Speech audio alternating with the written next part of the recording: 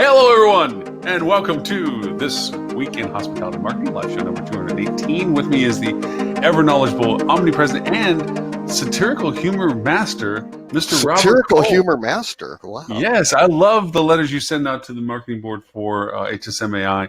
I did not know I was in the Q aspect of MI6. I'm impressed with myself.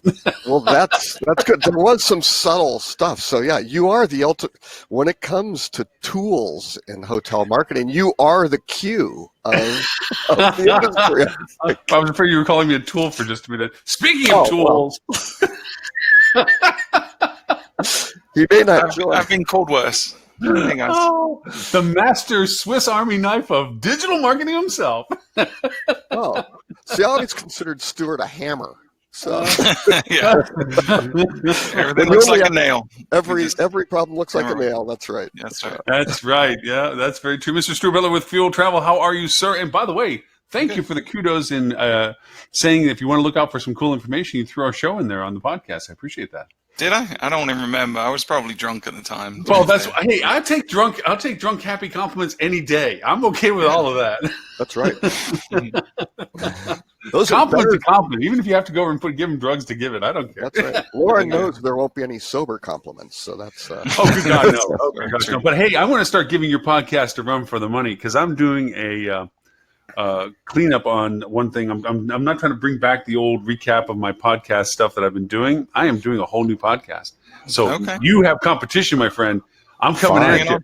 Okay, you know. Hey, there's no competition in podcasts. No, there isn't really. Infinite time to listen to stuff. The pod here. Come on, give me some smack talk back. Come on. I've got to go develop a new podcast. Obviously, I'm falling behind here. It's a weird medium. Like I feel like everyone in that realm is very collaborative and encouraging, and cross promotes, and it's been really neat seeing those. It's a newer podcast called the Slick Talk hospitality podcast with a guy called Will Slickers, WIL Slickers, which is a really cool name. But he's just this guy that he manages a property and he's passionate about hospitality. So he just started like we did. He just got a microphone and just started recording, and now he's kind of finding his feet. And I was a guest on his show a couple of weeks ago, but it's really good. I would encourage people to check that one out as well. Just 1 second. I'll take this offline. Stuart, you aren't supposed to tell people that we just got microphones and started doing this. The training and the rehearsals and the it's like Rocky. It was like Rocky. I mean, my God.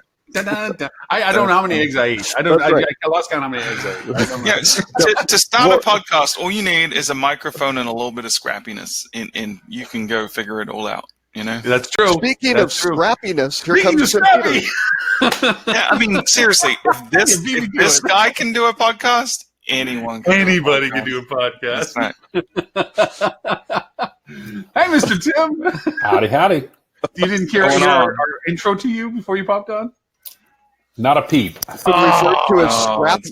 The Scrappy. Well, you got to play back this part at least for the show. For anybody, we were talking about the barrier to entry to podcasts is it's lower than people think. People are deceived in thinking that it's a tough thing to pull off, but you literally need a microphone and a couple of hours to go be scrappy and research. That's exactly right. It's less than $100 for a decent microphone will get you started. And hosting costs tens of dollars per month. I mean, really. I mean, for a couple $100 in the first year. Yeah, you can, and it's just sweat equity at that point. And my point was, if Tim Peter can do it, anyone can do it.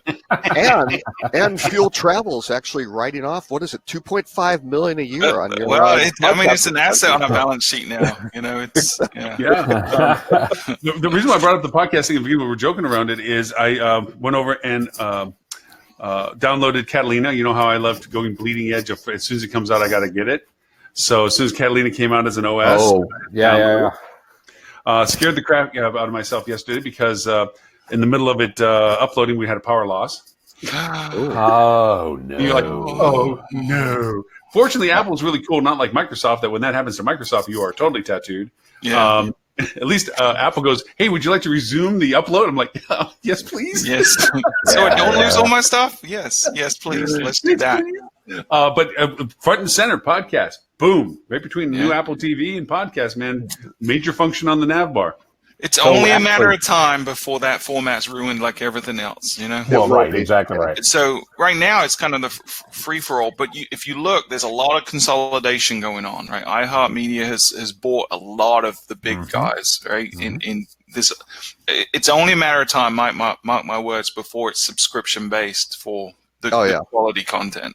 Right now it's free and ad-supported, but I'm pretty sure at some point it's going to go to that model for a lot of folks. Yeah, for sure. I think that's right. I it's funny, you talk about Catalina and you talk about podcasts. This is not to scare anyone off. I actually use fairly advanced software for podcasting just because, if you couldn't tell, I'm into music. Like I have software that I record music on. For fun when I have, my copious spare time. But some of the plugins that go with the software that I run usually lag the new operating systems by about 6 months. So I only just updated to Mojave just before Catalina dropped because I can't go to Mojave yet. I can't go to Catalina yet because it will break some of the stuff I use. But if you're using GarageBand or Audacity or anything like that. Yeah, that's, GarageBand. You use Audacity or you use GarageBand? So Tim, are you auto-tuned right now? Is that how we got melodious? If you believe in love, life after love, yes. Man, sounds just like Cher. Exactly. Yeah. No, one of the things that I always jump on the new stuff first, and of course, things that break. I'm having an issue now. My OBS software, of course, to your point, Tim, is like I don't know where I'm at. I have no file structure at all.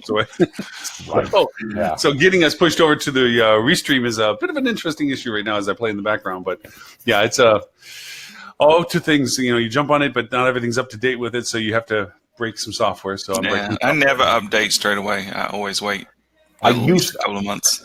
I used to until it started breaking my recording gear, and then I was like, "Oh, I need to stop doing that." But that's pure, for fun, not for work. So, but I'm usually like a half a version behind or a full version. Yeah, my 13-year-old son just had the joys of being on a beta for the first time. Like when he was all excited with iOS 13 just came out, and he was on the beta about 4 or 5 months ago when the beta first came out, and he went ahead and it's like, I'm special, I'm going to be exclusive, and I'm like, dude, let me know how that goes for you. Yeah. So I think that's his first and last beta that he's going to try. Beta is fantastic if you're a developer. Like if you're testing your products for release when the new thing becomes real or what have you.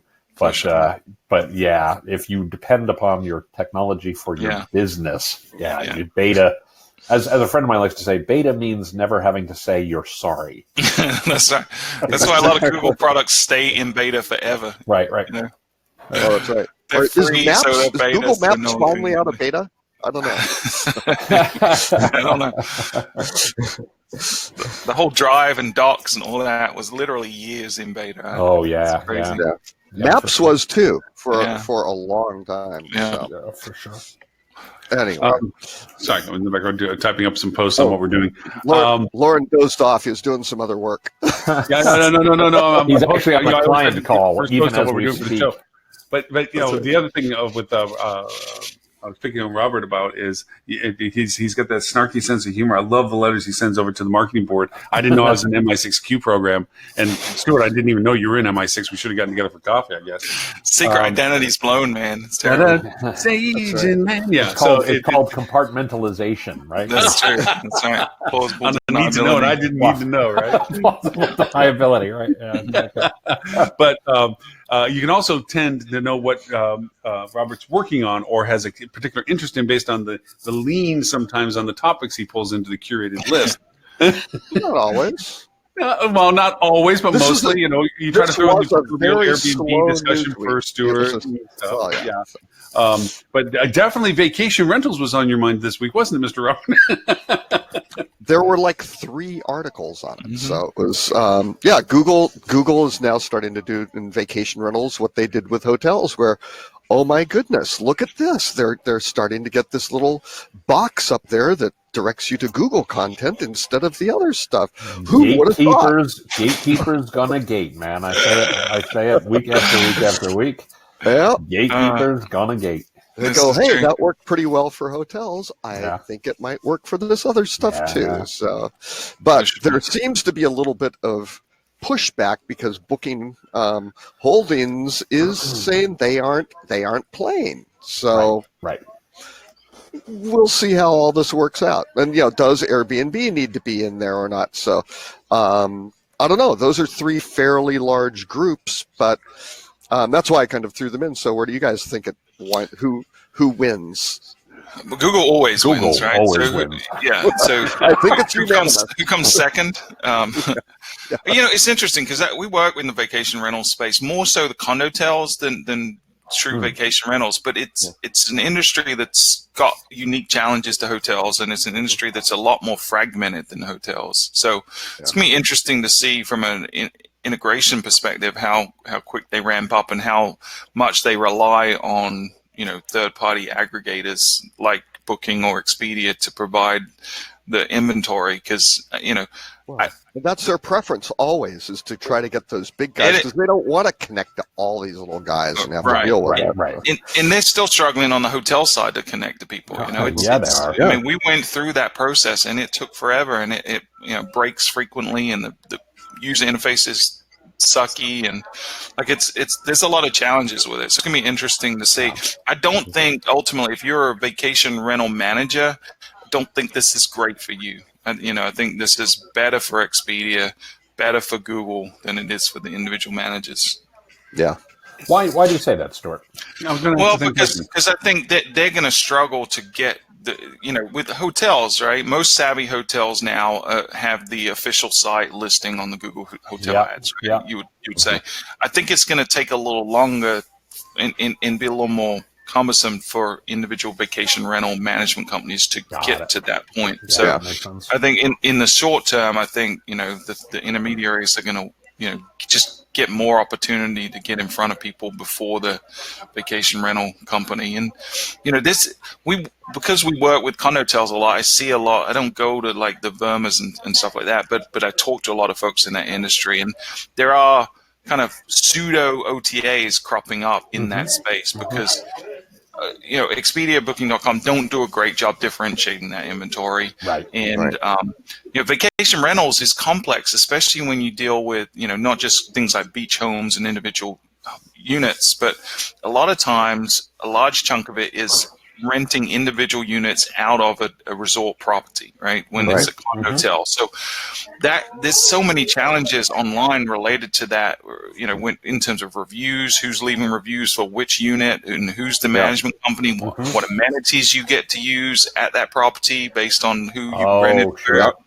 Right? There's so many nuances to it that this is going to be complicated to where, I have properties in, say, Panama City Beach. It might be a 400-unit property, and there might be 30 different companies renting units out of there. And the person that has the most may have 25, 30 units. And some people are renting them themselves on Vrbo and places like that. So this could be really messy on the Google side, because if everyone eventually does get the integration that's renting units out of those types of properties, you're going to see a bazillion offerings there. So it becomes a price competition then, and then everyone suffers, including the consumer, because ultimately the product is going to be lacking because the profit margins aren't there. And even hotels still have problems with, the intermediaries with unifying those that inventory, right? Because it's like, that's a deluxe king, but then it's called a something else, and it's the same room, and a lot of times you'll see the prices be the same. Starwood used to have a huge problem with that. I wouldn't say a problem. I don't know if they thought it was a feature. I considered it a bug. When they have 28 room categories, and you just look at it, come on, just give me, make it simple for me to pick one instead of go through and get and see a price. A lot of them now, you'll see the exact same room pretty much at different prices because, yes, there are different rate plans, but the consumer has no idea how that works, and they're sitting there going, well, that's $5 more. Do I get something for it or not? Or am I making a mistake? And data flows aren't always clean. I mean, for things that are theoretically standard inventory. I had a problem with one of my hotels this week where they were showing, I forget what the price was, $60 more in Google Hotel Price ads relative to the OTAs. Mm-hmm. And the reason was because for some reason that nobody's been able to figure out, Google was showing the triple occupancy rate for the official site, but was showing the dual occupancy rate for all the OTAs. Yeah. Why? Nobody knows. I thought you were testing that bundled escort thing you were working on with those guys. $60 extra. I work with much higher quality products than that, Robert. He's testing price points for conversion. Yeah. But it literally was just a data flow problem. And I mean, this was, quote unquote, a standard room type, right? And there was a dramatic difference in rate being displayed because it was just showing the wrong field, right? It was showing the triple or quadruple occupancy. How did Google support handle that for you? Non-existent. I beg pardon? How did do what? Yeah, that's an oxymoron there. They're the second worst behind TripAdvisor. Yeah. So it went nowhere fast is really the answer to that question. And fortunately now it's Friday, so it doesn't matter. And next week we're actually showing up less expensive. So maybe it all averages out in the end. The good old Priceline booking engine, though. I mean, not the Booking.com. The Priceline one still can't handle triples. Right. Still does not support triple occupancies. So not good. So, and they never changed it. It's been like that for what?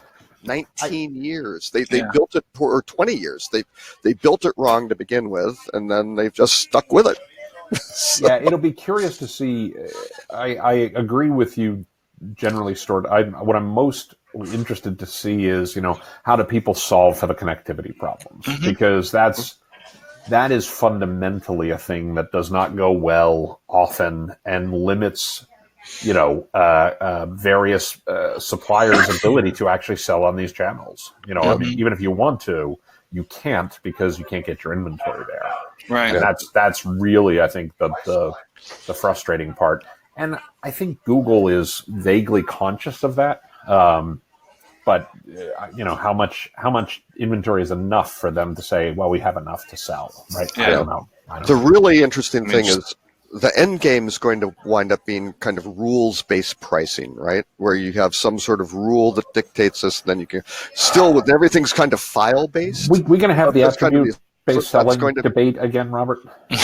No. I'm not talking about doing really stupid attribute-based stuff. I'm just saying that you have a basic rule that says for this many people over these dates. Oh, I see what you're saying. To actually produce what's relevant for them, and you don't wind up showing them a bunch of stuff they aren't interested in, right? No, that makes sense. They got to do that first, and then you can start. Then, actually, in terms of attributes, then you can start doing logical things about using hard and soft filtering of here's something, what you looked for wasn't quite there, but we have this to help the consumer. Right.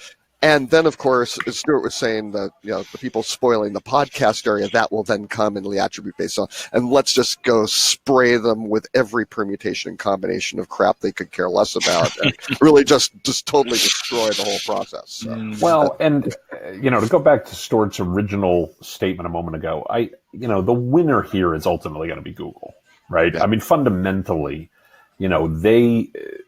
What's their mission? To organizing the world's information and make it universally accessible and useful, or something like that, right? Advertisable. Well, and that's really the point, right? Monetizable, right? I guess would probably be the So I mean, this is just one more place. So there was a thing a couple years ago. This isn't very long ago. I just don't remember the date. It's probably 4 years ago or something like that. Google lost search share for the first time in its history. So every year, more people search on Google than the year before, right? Mm-hmm. Fewer people search on Bing, fewer people search on whatever, or at least Bing's growth is smaller than Google's, right? Mm-hmm. Right. So they're gaining more share. And about 4 years ago-ish, don't hold me to the exact dates, Google lost search share for a quarter or two. And the reason was because people weren't searching, they were opening up an app on their phone. Right. They were using Expedia when they wanted a hotel, or they were using, Zillow when they wanted a house, or they were using Indeed if they wanted a job, or Amazon if they wanted a product. Mm-hmm. And I think Google learned their lesson then that, it doesn't matter what people are searching for, they have to start at Google. So the more data, the more types of content, the more types of information they pull in as a thing you can search for readily, the more they're going to attract, it's a flywheel. The more they're going to attract consumer behavior that says, I need X, I go to Google. Right. As opposed to I need this, I go here. That they need to get further down the supply chain. The value chain to make sure that they're important in multiple aspects, not just the initial search. Well, and that's why they spent, what was it, $800 million to buy ITA software for Air. Right. Exactly. And you go, well, Air you can't monetize as easily as hotel. It's like, right, but now all of a sudden you have kind of this underlying source, deep web information of the rate and availability tables for these carriers that ITA had, which that's not published on the web. That's like the underlying rules that run this thing. They could make it super fast. And Air is kind of like an indicator for needing a hotel, because you go, look at that. 9 months from now, they're going to be in New York City. On a non-refundable rate. Look at that. Or fare. That might be something we could use to, make it a better buying signal for somebody.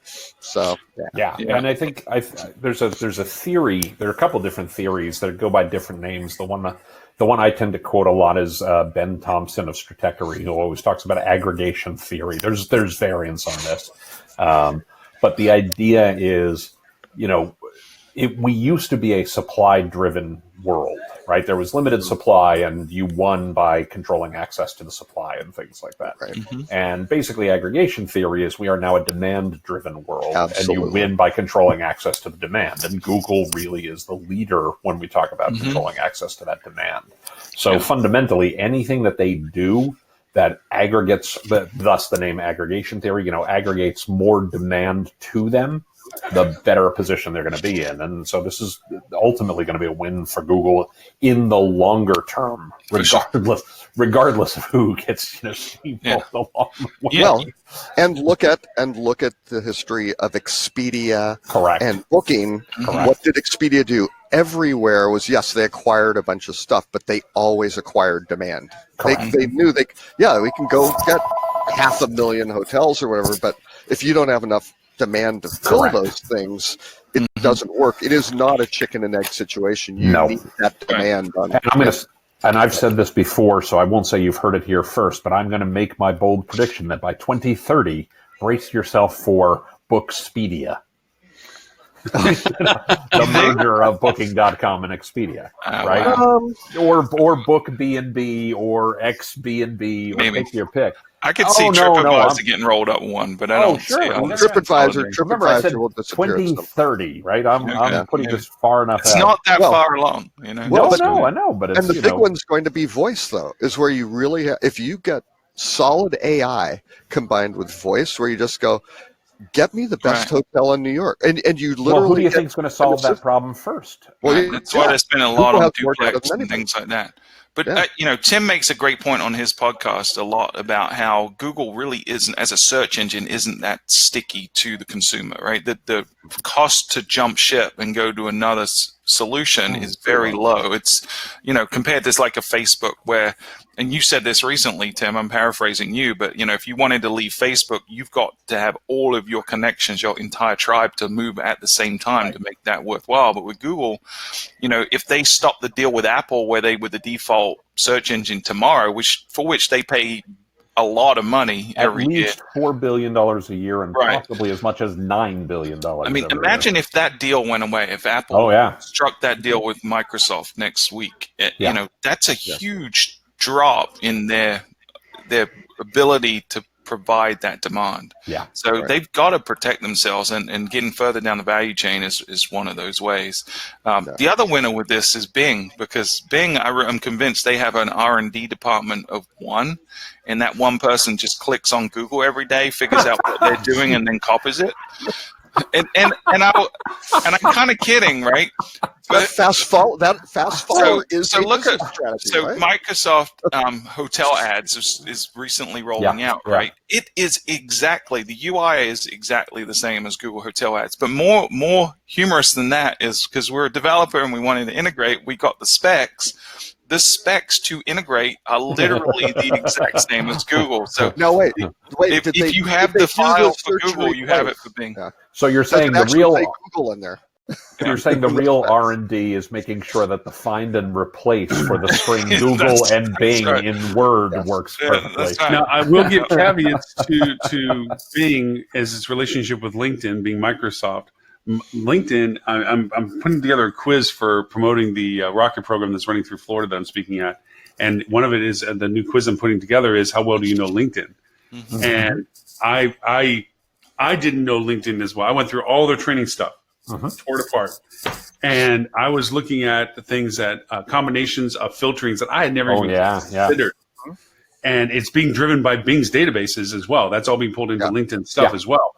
And some of those combinations, I tried them, and it amplified dramatically my ability to target correctly. Actually, what's really crazy, Lauren, is you should have seen it you should have seen it in 2016. They've actually pulled some things out of the ways you could search after all the, foreign actors, I shouldn't say foreign actors, I should say bad actors, using some really shady targeting to do some really right. We aren't pointing the finger at Stuart at all. That's okay. That's right. Be kind to your local foreigner. Hey, by the way, backdrop award this week goes to Mr. Robert Cole, who has been able to keep the kitchen door in his back purview. So he's got the true hospitality background in his face. Now, mindful of the weird looks he's getting from people as they go in and out of the door with his headset on, thinking he's commentating a golf game, but Exactly. That's hilarious. By the way, I do feel obligated to ask, now since we've diverged a little bit, I feel obligated to ask, Robert, I feel like this is Where's Waldo, but where in the world is Robert today? Oh, I'm just near our kitchen at home. We have a it's kind of high capacity. Serving neighbors. No, I'm at a Panera, actually. So there it is. My wife hurt her knee, so I'm providing Uber services for her. So I'm kind of camped out here. You're such a good husband. I saw that. I just watched it hanging back and forth. It looked like a Marie Callender's or something. I was hoping somebody was going to bring you a piece of pie. Hey, folks, I have to leave, unfortunately. Nothing scary or urgent. It is urgent, but it's not scary. So I have to go. But is everything you're okay, Stuart? Yeah. I'm okay. Everyone's okay. It's a work-related nonsense, but it's okay. That's come on. Hey, how dare you take care of Who is the boss, Stuart? Who is the boss? You need to exert authority over these guys. Oh, okay. All right. Have a great weekend. Yep. Bring it back if you can. Google heard Stuart say something and called him. Get off the show. Get off the show. Yeah, we need to talk. It's Sergey. Get dropped now. Yeah. All right. So, Mr. Roberts, since you did kind of keep the theme pretty much about VRBOs and all such accessories. I'm not going anywhere. I just need to blow my nose, and I don't want to do it on camera. Pardon me. There you go. Which topic would you like to choose out of the habit? I was checking to see if he was going to keep the audio on. No, apparently no. He doesn't pull the legs and Nielsen goes to the bathroom. So which one do you want to add to the conclusion of our conversation? Oh, I don't know. I thought it was a very, very light week for news, quite honestly, at least in the hospitality area. Yeah. Slow news week. I thought the brands and product were interesting. They had basically the Lego, using modular hotel rooms. I have a question about that one. I've stayed in one before many years ago, And Set it's up fine. the story. Set up the story, and then I'll ask my question. Well, basically, it's modular construction, right? So you can build the units independently because you know how these, they're relatively standardized, and you know where the plumbing is going to go and the electricity hooks up and things like that. And you can build the room modularly, and then you stack them up and you put a roof on. Well, you pour a foundation, right? You stack these things up, you put a roof on, and you're pretty much done. Maybe you wrap it with some sort of some sort of stone or rock or something like that, and I think you're ready to go. And a little bit of outside coating, and yeah. So and you're kind of good. So it's interesting. You can do it very cost effectively. I mean, you do have to get the things shipped and everything, but the actual unit cost versus getting these things done and talk about consistency, you can go drop these in all over the place. So here's my question, and I'm not trying to be funny or anything like that. What I don't know about the construction side of the hospitality industry is a lot, right? You could write libraries, let alone books, on the things I don't know about the construction side of this. I'm familiar with the idea of cost per key and all that other kind of stuff, right. And some rough ranges and all, but beyond that, I don't know a ton. But I didn't know this was new. The economy space has been doing this. When I worked at Wyndham 15 years ago, we were testing modular for one of our mid-scale brands. We'd actually been doing it with one of our economy brands for at least a few years at the time. And then we were prototyping it. We had a new prototype for which modular was a valid means that we were testing right about the time I left the company, or maybe a couple of years before.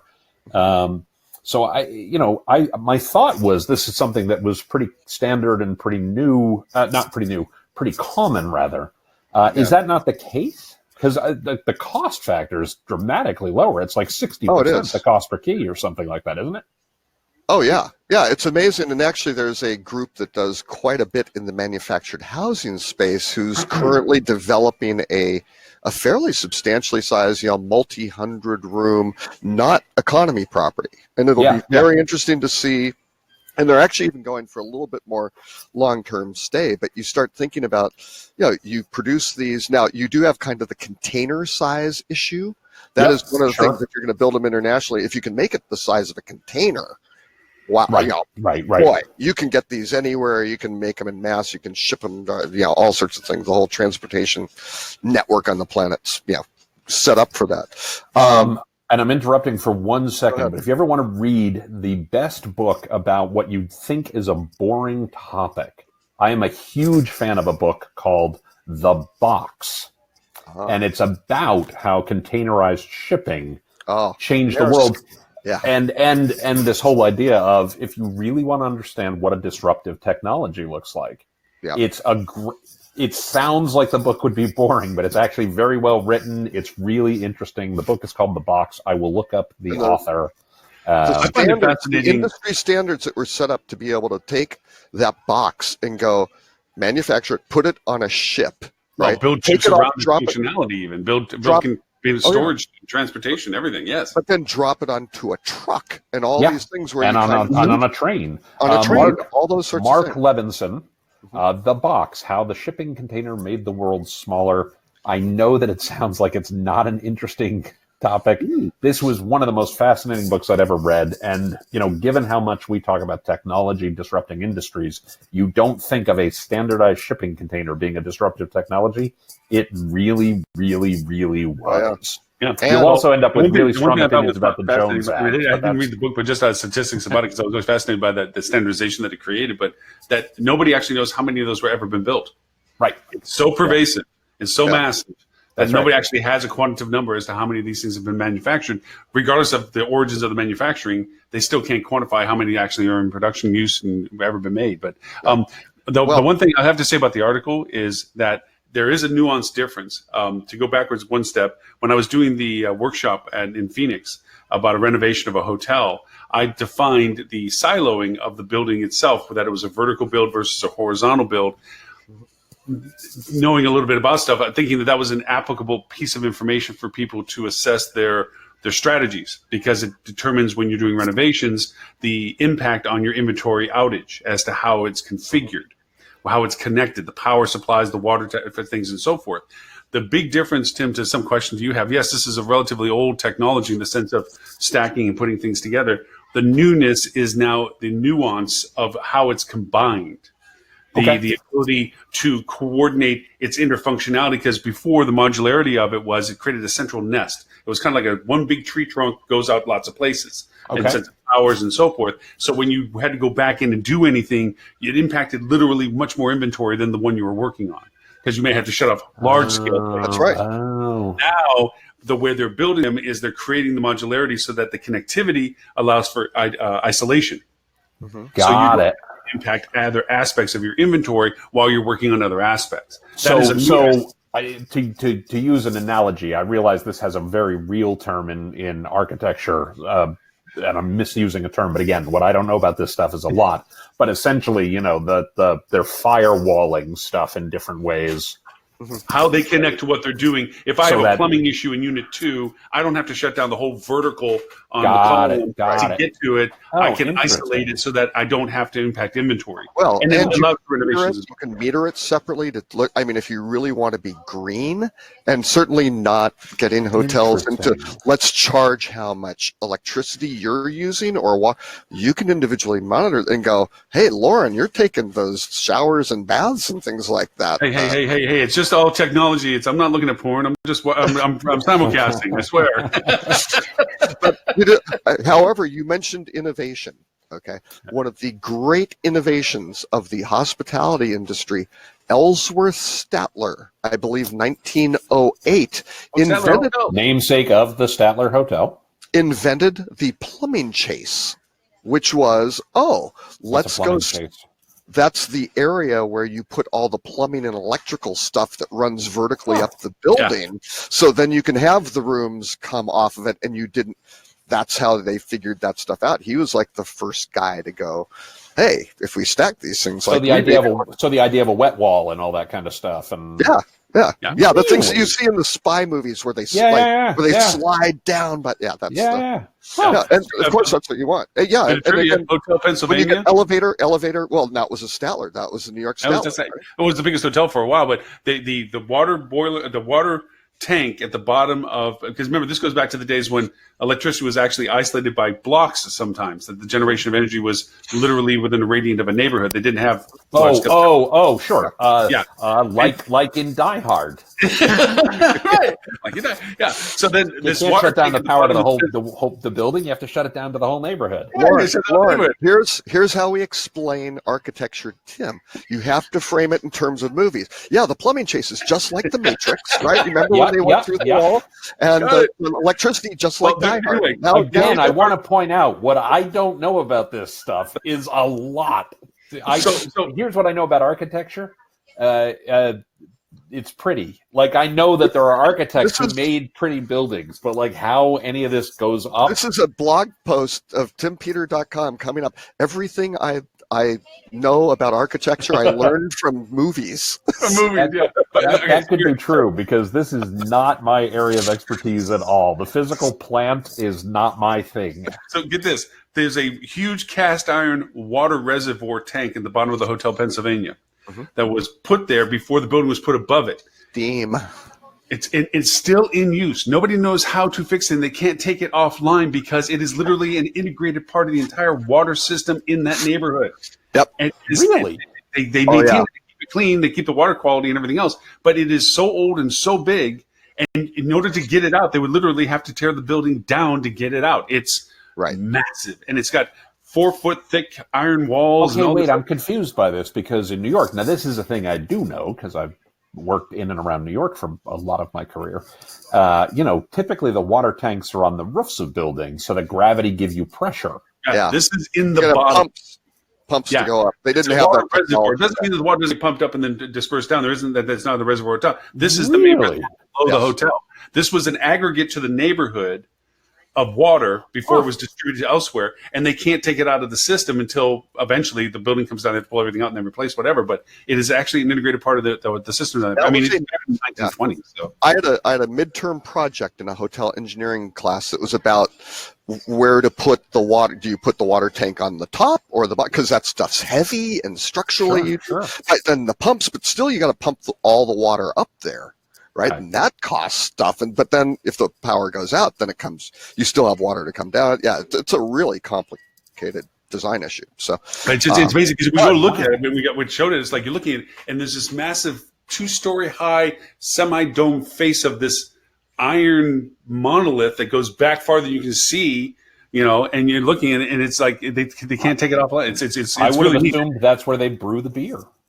I would have been hoping that would have been a beer keg, yeah. But it's funny. There's so many things, as you say, within New York that there's so many neat history things and pieces. I told Hotel Penn years ago they should run a tour. Absolutely. There's so many things in that place. They have a cool. They have a floor that's a nostalgic floor. This is the Hotel Pennsylvania. Yeah. They have what's called valet doors, and I loved them. I know what these are. These are cool. Ellsworth Statler innovation. Absolutely. Yeah. You put what you want for dry cleaning on a half door on yours. You put it inside basically your door, and then the valet comes along on the hallway, opens the outside of it, and takes out the clothes that you put in there. Yeah. I thought that was brilliant. Securely put it back in, and you get it when you want. You don't have to be there. You don't get bothered. Great. I thought that was awesome. I said, why don't they do those anymore? Especially in the high-end places. Golly. Actually, I stayed at a resort in Mexico. During my leading days, I was fortunate enough to be given a casita, and that's how your breakfast was delivered every morning. There was a cubby, a valet door.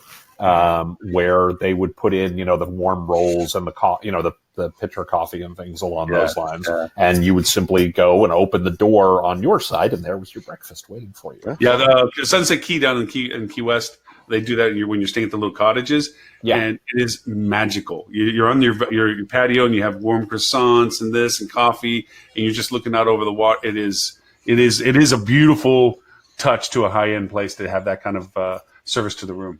Now you don't have to have the butlers running in and out. So what's interesting about that is I am always interested in with the older buildings. This is the one thing I do know about architecture, not about how like all the stuff you said, anything that's to do with the plant and like how you get heat and water and electricity from place to place. Not my thing. But the historical elements that led to certain decisions. This is something we used to talk about all the time at Leading.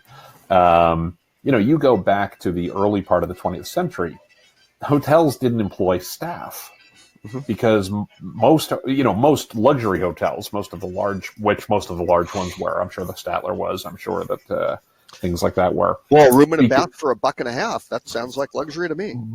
Right, but the reality was, if you were staying at the Ritz or you were staying at the George Cinq or something along those lines, you brought your own staff. Yeah. So your butler traveled with you, your ladies' maids traveled with you, et cetera, et cetera, et cetera. So a lot of the way the accommodations were originally configured was, where does the guest sleep, and what are the chambers for their maids and butlers and valets and things along those lines? So just an interesting difference.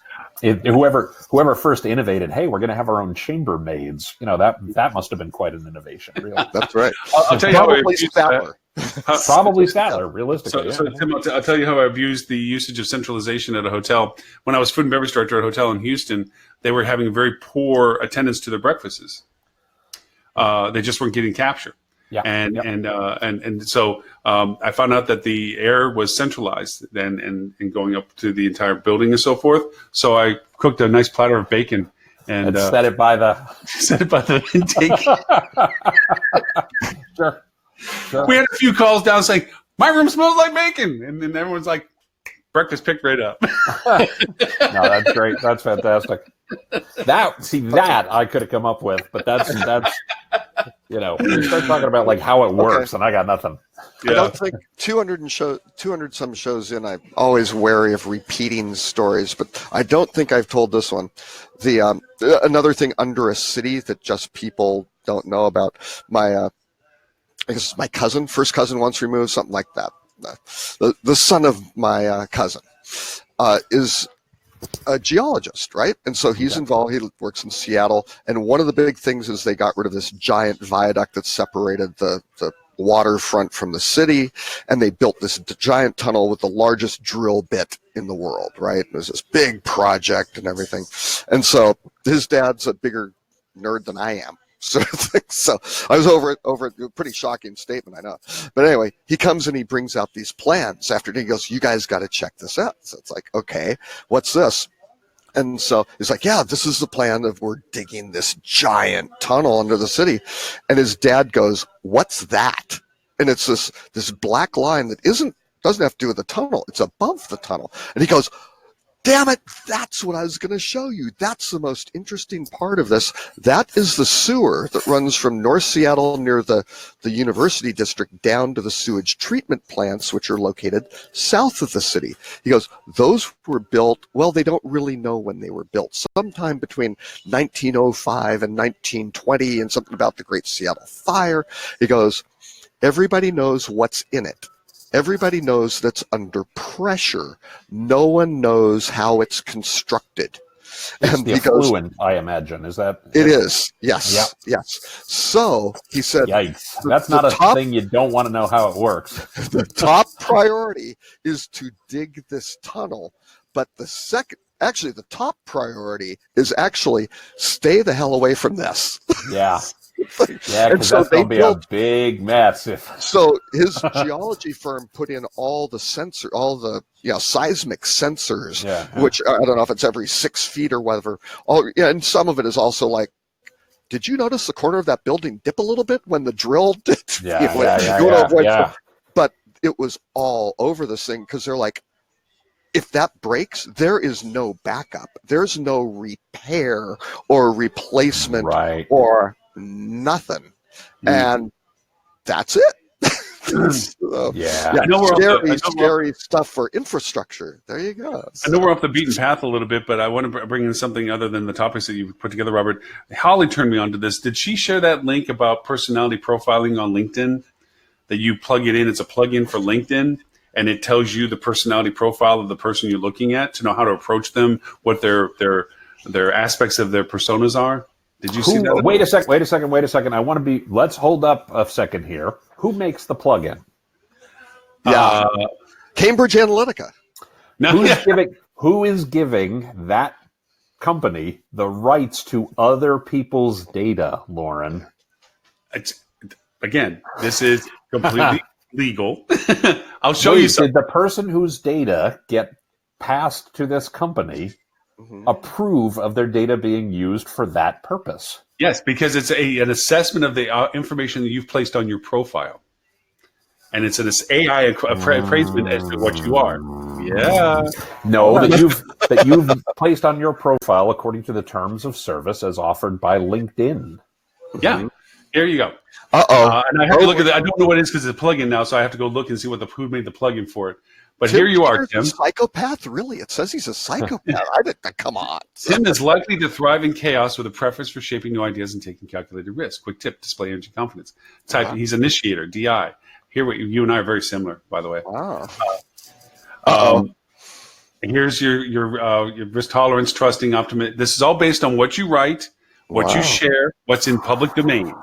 Ooh, it's not in public domain, though. It has been shared. So here's the thing. Let's talk about this for a second. Because your profile is in public domain on LinkedIn.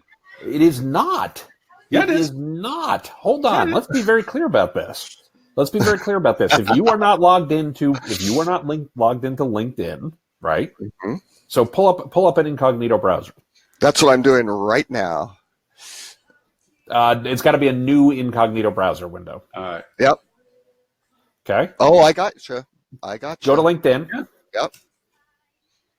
Okay. Search for me. I did.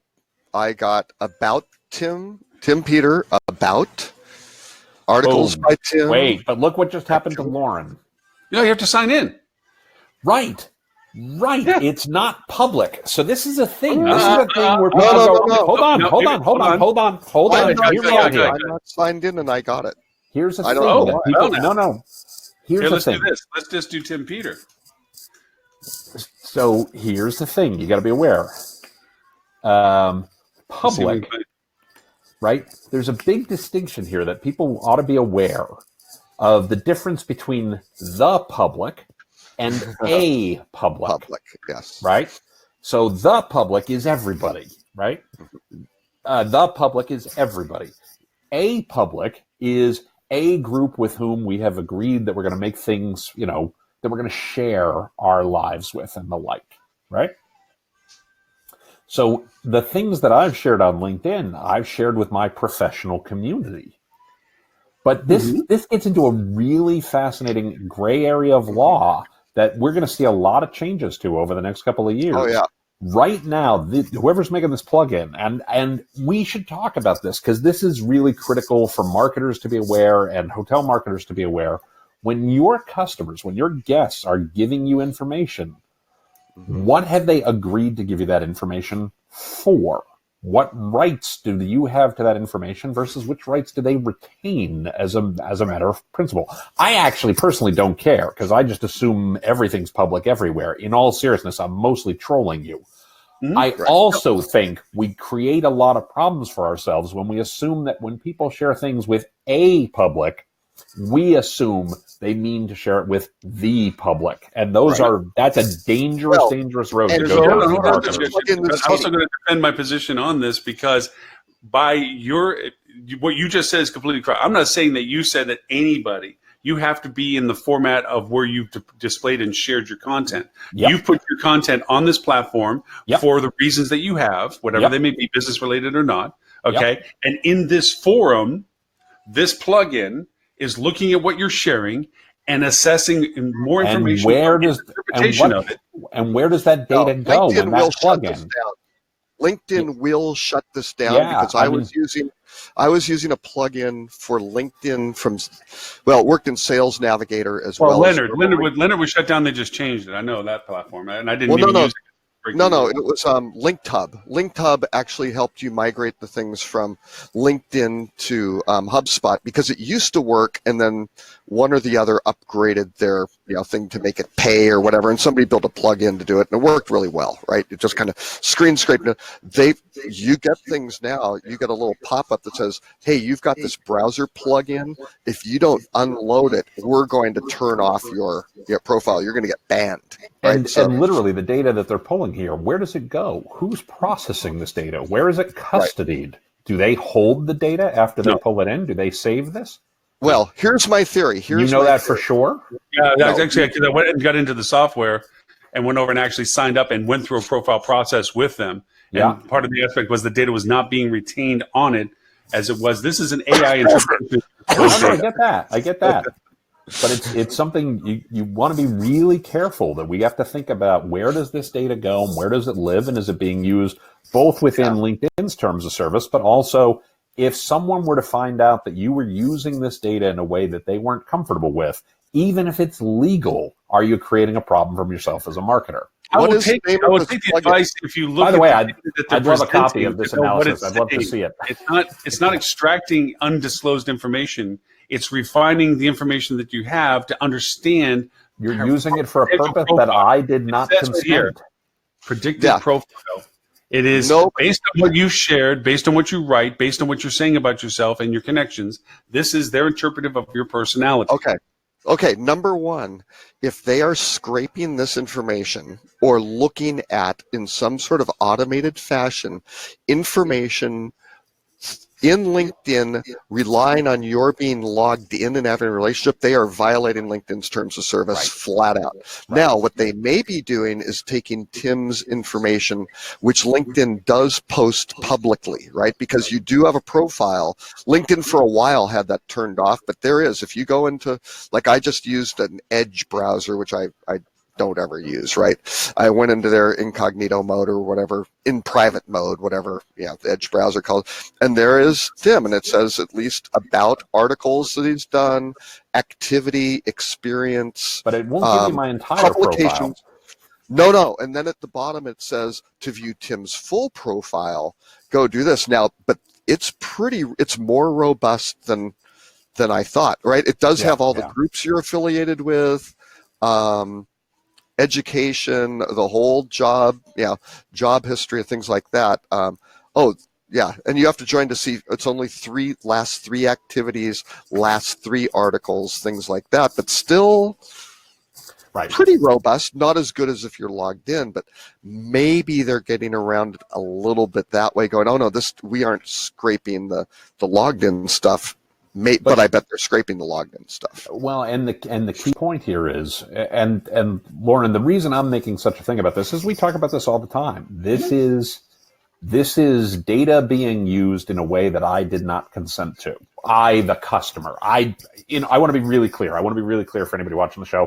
Personally, I don't care. I assume that anything that gets posted anywhere will become public at some point, whether I want it to or not. Yeah. That's kind of how I live my life. The things that I say to my Echo back here, I assume could be made public at some point, right? So I take that as a given. What I am saying is that a customer could say, yeah, but I didn't say it was okay for you to use my personal information this way. And this is a place where I think marketers get themselves in a lot of trouble lots of times because they look at this data. Lauren, this is when you build the ship, you build the shipwreck moment, right? Mm-hmm. Absolutely. You're looking at this as a ship, and I'm saying this is also a shipwreck. Absolutely. And could easily be a thing where customers could say, I get that you're saying it's all legal. I get that you're saying they've worked with LinkedIn in terms of the terms of service. This creeps me out that you're doing like a personality profile on me when I didn't give you permission to. Right. Okay. I understand your concern. I'll tell you this. We profile people in every communication we do. Sure. We do that. Sure. And you can't tell me that I can't, if I see somebody and I've yet to engage them, haven't already stereotyped them, categorized them, and determined how I'm going to communicate with them. But only on the information that you can. You can't control it.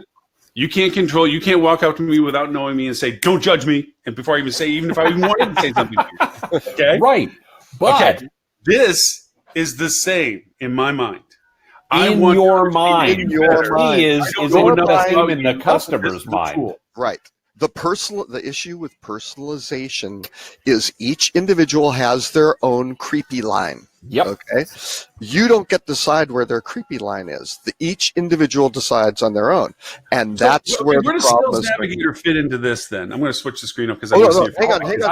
You need to go back to the page of how to deal with Tim. We need to read this and study it so we can interact with him more effectively. I'm totally serious. I would love a copy of their assessment just to pair it up with like other assessments and see how close it is. Yeah. Here's the thing: it could be dead wrong. It's my choice to whether to accept the data or not. It's not yours to No, Lauren, no, Lauren, no. It is my data. GDPR, privacy by default, privacy by design, right?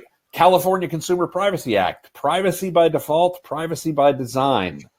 I, the customer, I, the consumer, screw those words. I, the human being, have a right to my personal information being used only in ways that I have explicitly said yes, and that I am comfortable with. Three things you just said: your data, your express consent, and your ability to determine usability. Yep. Warren isn't finding any federal statutes regarding that, so screw you. And when I say just because it's legal is not a great leg to stand on. Tell me, please, so I understand, because you know how I am about the letter of the law, not its intent. Well, that's where you get in trouble, man. That's right. No, I follow the law. I follow the law. And you're saying the letter, not the spirit.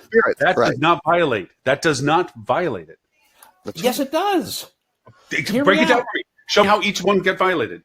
Who is that company? Huh? Who is that company? Who's the process? Yeah, that's a problem. That's a problem. I just have to go look it back up. No. You're asking Tim doesn't know who that company is. So that's not a violation that the company has that data. You put it into a context. No, Lauren, no. You asked about the letter of the law. Here's the letter of the law. You on a platform that is not your own, put content that you put in. Hold on. About you. You put it every time I try to answer your question, you start talking. Go ahead. You said, tell you from a letter of the law perspective where the problem is. Mm-hmm. I have consented to give access to this data to LinkedIn. Yes. I have consented to give access to this data to other LinkedIn members to see my information. Yes. Right. This company falls into neither of those buckets. They are not LinkedIn. Processing that information. They are not LinkedIn, and they are not people who are members of LinkedIn. Yeah, they are. They're a member of LinkedIn in order to get to it. So yeah, they are. No, they're not. You, a member, gave them access to that information.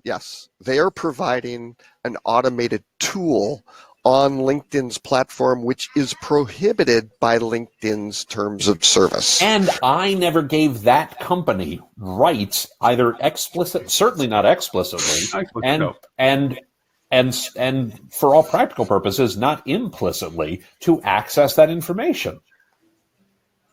The information that they have is created on theirs, not yours. It's based on your information that you've provided on a platform that they have access to. That's the point. But let's forget that information isn't accurate or yours. Lauren, let me ask you a question. Hang on one thing. Forget the privacy stuff. Is LinkedIn getting paid for this? No. That's LinkedIn's going to go, stop it. And actually, I'm going to come to they don't have LinkedIn plugins from a variety of places that LinkedIn perfectly allows to have happen. No, Lauren, let me ask you a question. Think about it this way. And I admit this is not a perfect analogy, okay? But think about it this way. Wait. Sorry. What's the name of this? Let me find out. I'll go install it and see, and I'll tell you exactly what the problems are. Right. Okay. Let me go find Holly's email. She sent me the link to it. It's a browser extension, not a LinkedIn plugin. Really big difference there. Really. Right. I gave permission to LinkedIn, and I gave permission implicitly to LinkedIn's other members. Right. I pay $80 a month for Sales Navigator that gives me by the way, of crap, right? Which LinkedIn has monetized, a lot of which used to be free, right? So yeah, they got me to pay a lot of money to do it because it's of high value. That's different than that's a subscription there. LinkedIn is getting that revenue. This is not. It's still data that people have given to LinkedIn. Right. This is another company taking data from LinkedIn, to whom I, the person, have not given information. Lauren, let's look at it this way, right? Let's say, do you use Apple Pay? Oh, yeah. Okay. All right. So you have given Apple your credit card number. Right? Mm-hmm. Okay. Yep. With you. I'm looking for the link. Okay. Sorry. All right. If Apple let another company access your credit card number, right, for any reason, right, without you explicitly saying I'm okay with that, that's a problem, right? In the context of what you're saying, yes, but this is not the same comparison. I'm thinking that. It's exactly the same pretty thing. Personal information. It's fairly personal information that you have given Apple rights to hold, right? For the specific purposes that Apple told you they will hold this information. And then they said, you know what we're going to do? We're going to let a lot of people take access to this credit card number, right? Because we want them to have access to it because they're doing something interesting. That would be a huge problem. Here's my analogy to this. Or even purchase history. Here's my analogy to this. Purchase history. Go to a conference. Purchase history would be huge. Hold on. You paid to go to a conference. Yep. You're in the audience. You're watching a speaker. Yep. And you're sitting back going, he's not very good. He's stuttering over his words. He repeats word whiskers. He's walking slunch. The context isn't there. I don't like his hairstyle. I think he doesn't really know what he's talking about. Now, hold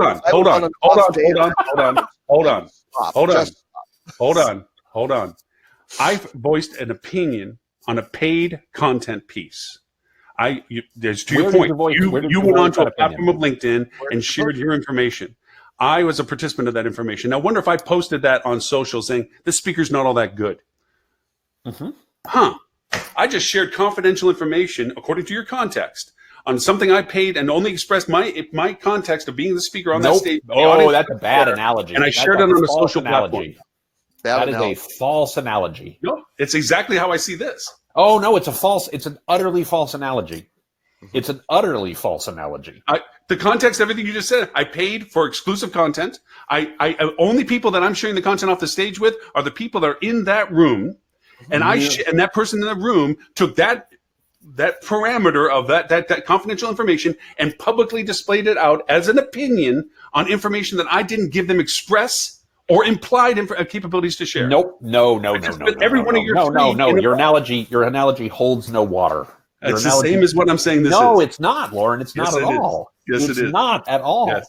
Now, if it was on a closed group, no. Wait, Lauren, you keep saying no, and you haven't let me explain why that analogy does not work. The credit card pay one is not the same thing. If your purchase history, if Apple shared your purchase history, right? Okay. Would that be a problem for you? Actually, probably not, but yeah, I'd say that would be. You imagine it would be a problem for most people? I was not aware that they would be sharing it. So, for your point. There you go. So they're taking data that you have given them rights to. They've taken information that you've given them rights to, and they are sharing it with another company without your express consent. Which is exactly my conference analogy. So, yeah. No, it's not. No, it's not at all. It's not at all. Here's the difference. The difference is, let's define our people here. I am the speaker, right? Okay. You are the audience. Yes. You are the person in the audience. I am speaking, right? Mm-hmm. You post an opinion on social media that I saw a speaker at a conference who was crap. And I shared information that you shared on your show, on your speaking. I shared what you were sharing with us. Okay. Well, depends when you say you shared what I shared with you. You gave me 5 points of success, and I put them right on social. Fine. Okay. What's the problem? How you were, I had an opinion about your speaking capabilities. Is the conference open to the public? Can anyone go to the conference? Yeah, if you paid. Well, if you did it at the Allen and Company conference in Sun Valley, Idaho, every summer, yes, you would be in deep shit for doing something like that. Well, it depends, right? It also depends on the rules of the conference. I actually moderate a conference quarterly that they follow what is called the Chatham House Rule. The Chatham House Rule is you're free to share anything that you hear at the conference. You're free to share anything. You simply can't attribute it to a specific individual. Mm-hmm. So I can say, hey, I was talking to, a director at a Fortune 500 company who said X. What I can't say is, the person at Marriott or the person at FedEx said X, right? So let me bring it to. So I would be violating. I wouldn't be breaking the law. I would be violating the terms of the community, right? The rules of the conference. You giving an opinion about my information, particularly. Also, you have to remember. Let's pull in legal stuff here for a second. Not that I'm a lawyer, but when you talk about defamation and things along those lines, right? You talk about slander and libel and all of that kind of stuff, right? There is a distinction between is it opinion or is it fact? There's also a difference between is it true or is it untrue, right? The truth is a defense against libel, right? And slander. Well, there's truthiness if you feel that it's true, then it is. I mean, if you're disputing my facts and you can point other facts that are, that are literal facts, as a problem, there's no issue there. If I'm speaking publicly on a stage, you can't defame me from that perspective. And I'm getting into gray area here because I'm not a lawyer. Nobody should be taking this as legal advice. By saying, I think this guy's a jackass, right? Because that's clearly opinion. So the distinction here is you're taking one person's opinion or one person's thesis and you're debating it in a public square versus taking people's personal information that they have expressly given consent to a limited set of people to use for a limited set of purposes and using it for a purpose that no one has consented to. Any speaker on a stage at any conference takes it as a given that anything that they're saying in a public forum can be expressed by other folks in a public forum. It's not a public forum. No, it is a public forum. No, it's not. You had to pay to be there. It's not a public forum. But anybody could pay to be there. You had to be given permission to be there. But no. You paid to be there. No, Lauren, no. Okay. Let me bring you the reality of context of what I'm pointing out to. At the beginning of every HSMA conference we have the admission of don't do this, please. No recordings, no such and such. No, that's a different thing. No, they don't say that. No, they do the antitrust. They do the antitrust thing. Dude, no recording is very clearly stated at the beginning of everything we do. Right. You know why they're doing? You know why they're? I'm the one that's embarrassed at the front while I'm holding my camera up. All right. You know why they want no recording? Because they don't want to allow it. Because the context is for those who paid for it. No, they don't want to allow it because they make money by selling access to that information. They've never resold, but anyway, besides from that. But that's the reality. Focusrite wouldn't tell you, who puts their conference online every year in video, wouldn't tell you don't record this because they already make it available for free. Look, that's not breaking the law. That's violating the terms of service in the community. Hold on a second. Right. Here's the conflict of the conversation of what I'm telling you as the analogy for this, is that then they solicit you to share your participation in the activities going on, where you're taking a snapshot of a slide that somebody put up in a deck and saying, Tim made a great example of 5 things to do to save the world. Yep. Okay. Yet meanwhile, everybody in that room has been violated.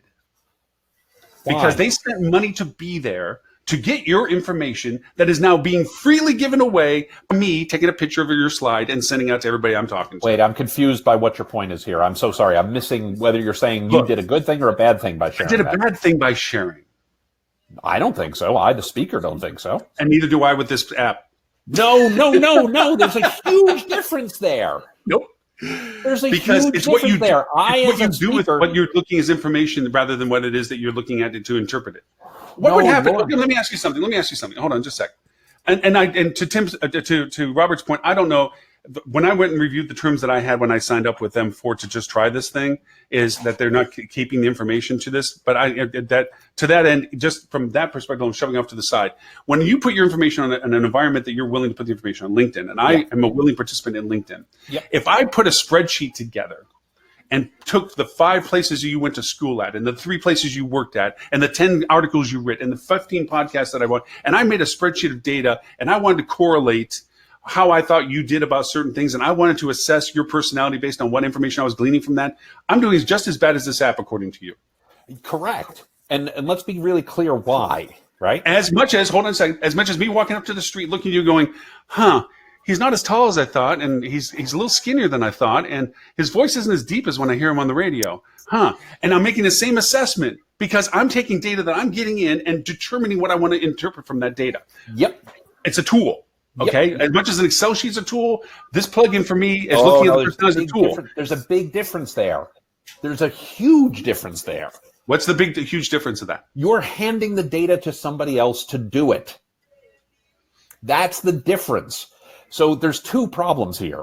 One, Lauren, you're absolutely right. People make decisions and judgments and all the time about all kinds of things. What are we wearing? How tall is the person? Are they skinny? Are they heavy? Are they tall? Are they short? Are they whatever? Are they a various race? Are they whatever? Right? Mm-hmm. Are they male or a woman? They make all kinds of decisions. Right? It's the nature of humanity. Yep. I understand that. I fully understand that. But you are making a decision for yourself based on those data points, based on whatever your inherent biases and experiences may be, right? You are making, and I don't mean biases in a negative sense. I mean, I went to St. Benedict's Prep in Newark, New Jersey. I think it is a wonderful high school. When I meet somebody who's a Benedict's man, I'm immediately going to have an inkling to like them because I have a bias towards other folks who went to Benedict's because it's a great place and clearly you must be a pretty good guy. Right. Also, G. Gordon Liddy went to St. Benedict's Prep. So clearly it's not universally true, but my bias would say. Right? I wonder if I shared that Excel sheet with Robert. Right. That's a huge problem. That is. Really? So tell me what referrals for business when somebody Robert wants to hire you and he asks me about you. There's a joke about GDPR, which is, hey, do you know any GDPR consultants and any good GDPR consultants? Yes, I do. Can you give me their email address? No, I can't. I can't. but here's you're sharing information about you. And I refer to my Excel sheet and so forth. But hold on. No, if you give Robert your opinion, you're giving them a derived output. If you give Robert my LinkedIn profile, and Robert's not a LinkedIn member, you're giving Robert my data. You're giving Robert my personal information.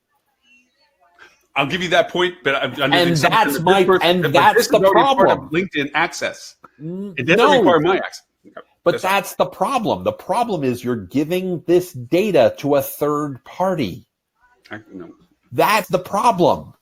If it goes back to the whole idea of you use Apple Pay, and if Apple gave your spending data to somebody else, right? You, in all likelihood, would have a problem with that, right? And even if you wouldn't on an individual basis, the customer gets to define where the creepy line is, and a lot of people would say that was creepy. How do you know? How would you know? If I looked up on Google all Tim Peter pictures. Now, no. Now you're asking a dangerous question, Lauren. You're saying if I don't know it's okay for you to be creepy? I'm not making that line. What I'm saying is, if I look up pictures of Tim Peter on Google, did you give permission for all those pictures to be out there? Nope, you did. Hold on one second. It really depends on your point of view on that. If you look at the EU's right to be forgotten law, I did not. If I have a problem with any given picture that's out there, this is actually a big gray area in law right now. Right? Here's the distinction. I'm not saying whether you know or no is a line to draw. No. I'm not making that point. I'm making the point is that the amount of public data. Oh no, I get that. There, I get that. Okay. But I shared data with LinkedIn for an explicit purpose. By the way, remember, me personally, Tim Peter has said, I assume that anything that I put anywhere is going to turn out to be public at some point. I assume the things that I say to the Echo device in my house will be public at some point. Right? No. But if I sign up for LinkedIn and I have given them data for an explicit, let's come at this from a completely different angle. Let's bring this back to the hospitality industry. Now, if you came over to my house and my wall was covered with Tim Peter pictures, that's creepy. That's what I'm saying. Right. But they're all public pictures. So, but if you used a bot, you built a piece of software that went out and searched the web for every reference it could find about me as an individual, and the names of my family members and their ages and their dates of birth and their job histories and all of this kind of stuff, right? You might be doing nothing illegal. You would still be creepy as hell. Oh, I don't disagree with you at any level on that. But what you're doing, but you're saying by the way you're interpreting the rules for inclusiveness is there should be never a private investigator. There should never be. I'm not saying that at all. I'm not saying that at all. Yes, you are. Because No, I'm violating your privacy by pulling out data that you weren't willing to offer or wanting to share. No. Wait, what's the purpose of the private investigator? And don't forget, the private investigator is licensed to do so by the state. But you didn't give him permission to find out all your stuff, to go through your tracks and find the bills and all this other stuff. She is clearly doing this stuff. And it wasn't legal. Well, the law didn't hire them. A private person hired them. Who was the private person? Who knows? Is it a spouse? Who knows? Maybe it's just an ardent admirer that wants to know which is then a creep. And did you notice that person going through your trash? No. No, but the point here is not Lauren, again, I'm not a lawyer. The purpose here is not the point between what is legal and what is illegal. It is what is creepy and what is not creepy. Right? I'm with you on that. If you're a hotel marketer, right? Guests have given you information about their stay data, implicitly and explicitly, right? Yes. A guest stays with them. Yeah. Okay. Mm-hmm. If you started selling that data to a third party, or even giving that data to a third party, it's a Captain Obvious statement. I mean, that's a difference. But it's the same thing. It's not the same. It's exactly the same thing. No, a private investigator hired by whomever to research data that you weren't willingly, implied, or explicitly giving I gave is data still to LinkedIn. a violation of the context of what you're saying. I gave data to LinkedIn for an explicit purpose. And it's being used exactly for that purpose. No, Yes, it's not. Yeah, LinkedIn doesn't make that software. Actually, I don't. I can't answer to that. I have no Oh idea. no, I've been quiet here because I agree 100% with Tim on all of this. I know you do. And to be honest with you guys, I'm sorry. I don't mean to lead on about this. I agree a tremendous amount of what you're saying. I'm being more of an edish today. I mean, I wouldn't push the line near as far as what I'm trying to push the conversation. Let's put it that way. But okay. I do hold true to some aspects of, I believe that sometimes an overinterpretation of the law to an extreme level is as dangerous as an underinterpretation of it. But you're missing my point, Lauren. You're missing my point, and I apologize. I understand exactly what you're trying to say. No. Hold on. My point is, marketers get themselves in trouble. Oh, I agree with that point. By using data that for purposes that nobody ever agreed to, we got sued. When I worked for a company, hold on, I'm actually in harmony with you on that one. Okay, I'm pushing this conversation beyond the bounds of what I would actually ever do with these things, because you know that I literally look at granularity on these things. But I do hold. I'm not totally being opposite of what I believe in. There is an aspect of what I'm talking about that I still hold true. An overinterpretation of the law, an extremism to any usage of the law is as bad as an overinterpretation of it. No, and because I do believe that in the context of the absolute certainty that you're defining, okay, then literally investigators shouldn't exist. And never should content be shared. No, you're putting words in my mouth that I never said. No. I'm saying that. I'm saying that.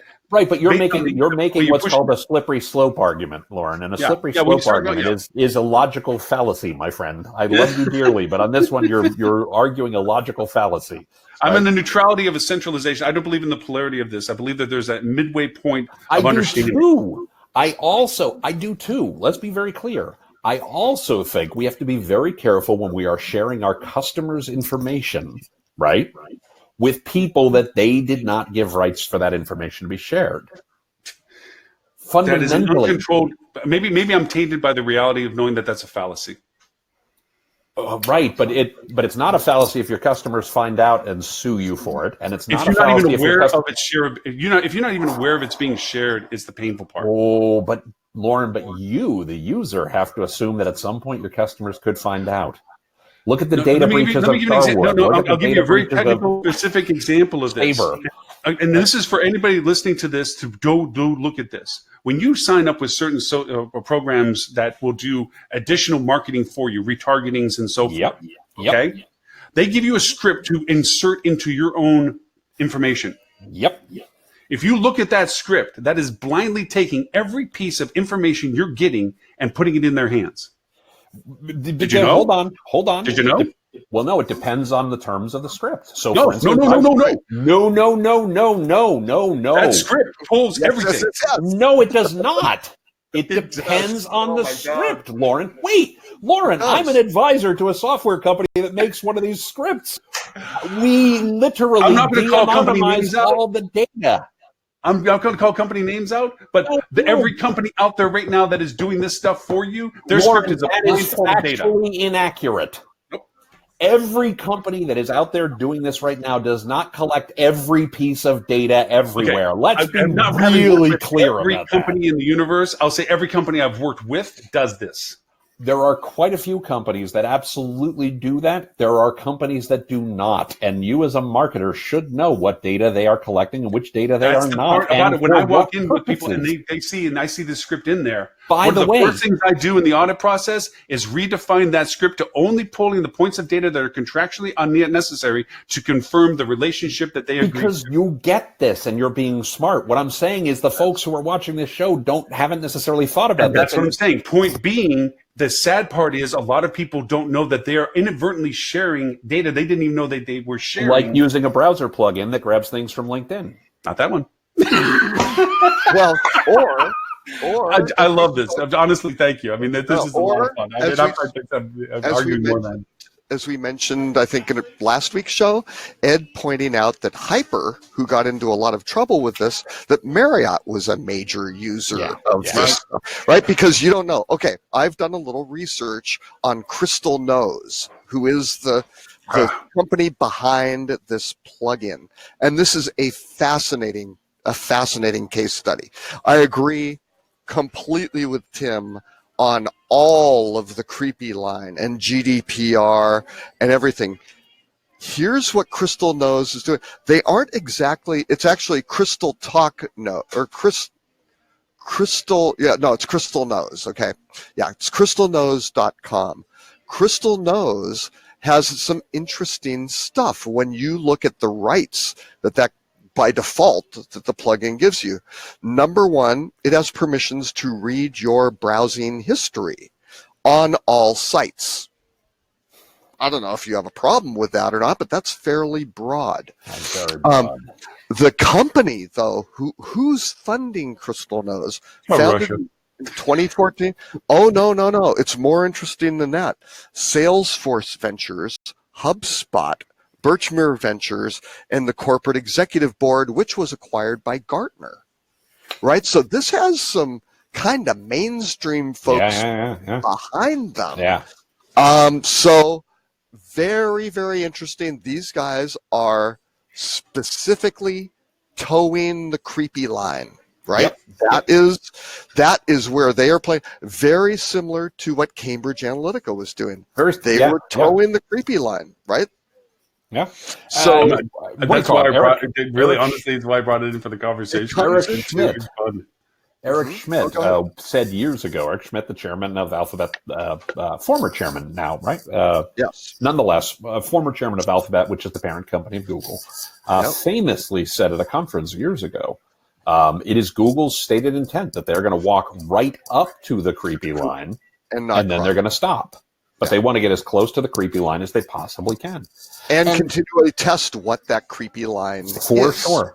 And I want to be really clear because I want to push back on a statement you made a moment ago, Lauren, in the sense of, an overinterpretation of the law. My issue is not with people when they push the creepy line. My issue is when people either push or cross the creepy line without ever giving it a moment's thought. Right. The point, if you make a conscious decision that, hey, this is creepy, and hey, there could be consequences if my customers were ever to find out I was doing stuff like this. And I'm okay accepting those potential consequences if that occurs.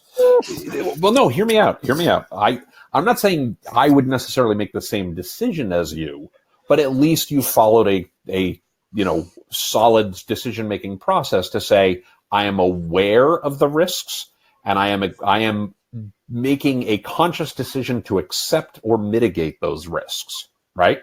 That sounds like the bottom line qualifications to be a member of the Facebook board of directors. Oh, by the way, I think it's one of the reasons I don't trust Facebook overly much, because I think that they always choose to do the wrong thing. And I don't think they're evil. I think they're stupid. I think their problem is they look at the world through a certain set of lenses, and all they ever see is the ship. They don't ever see the shipwreck. Not because I think they're ill-intentioned, not because I think they're cruel, not because I think they're sitting there rubbing their hands together thinking, ha, ha, ha, ha. I think it's that they are so blinded by the possibilities of the ship that they never consider the fact that there could be any kind of shipwreck. Oh, ever. Well, no, I think they intentionally do not look. They have some very, very bright people who have intentionally built a set of blinders. However you get to that result. For the valuation of drinking the Kool-Aid. However you get to that result, they do not see the shipwreck. The point I'm trying to make, Tim, first off, I agree with everything you're saying, and yes, and to all those points. And then one of the reasons why I want to throw this in, because when I first went over it, I did this little 10-thing trial because I want to see what it was. Sure, okay. Sure. But to me, the distinction of what we're talking about in my mind about the overextension of the legalities of where you're talking about walking over a creepy line intentionally still is in the parameter of not being illegal. Never, that's a finite goal. Of course. This is in the yet to be defined legalities of its usability and whether you're crawling up past the creepy line. I would say the distinction of some ways that these laws can be put to extremism is the difference between extreme PC and just common etiquette.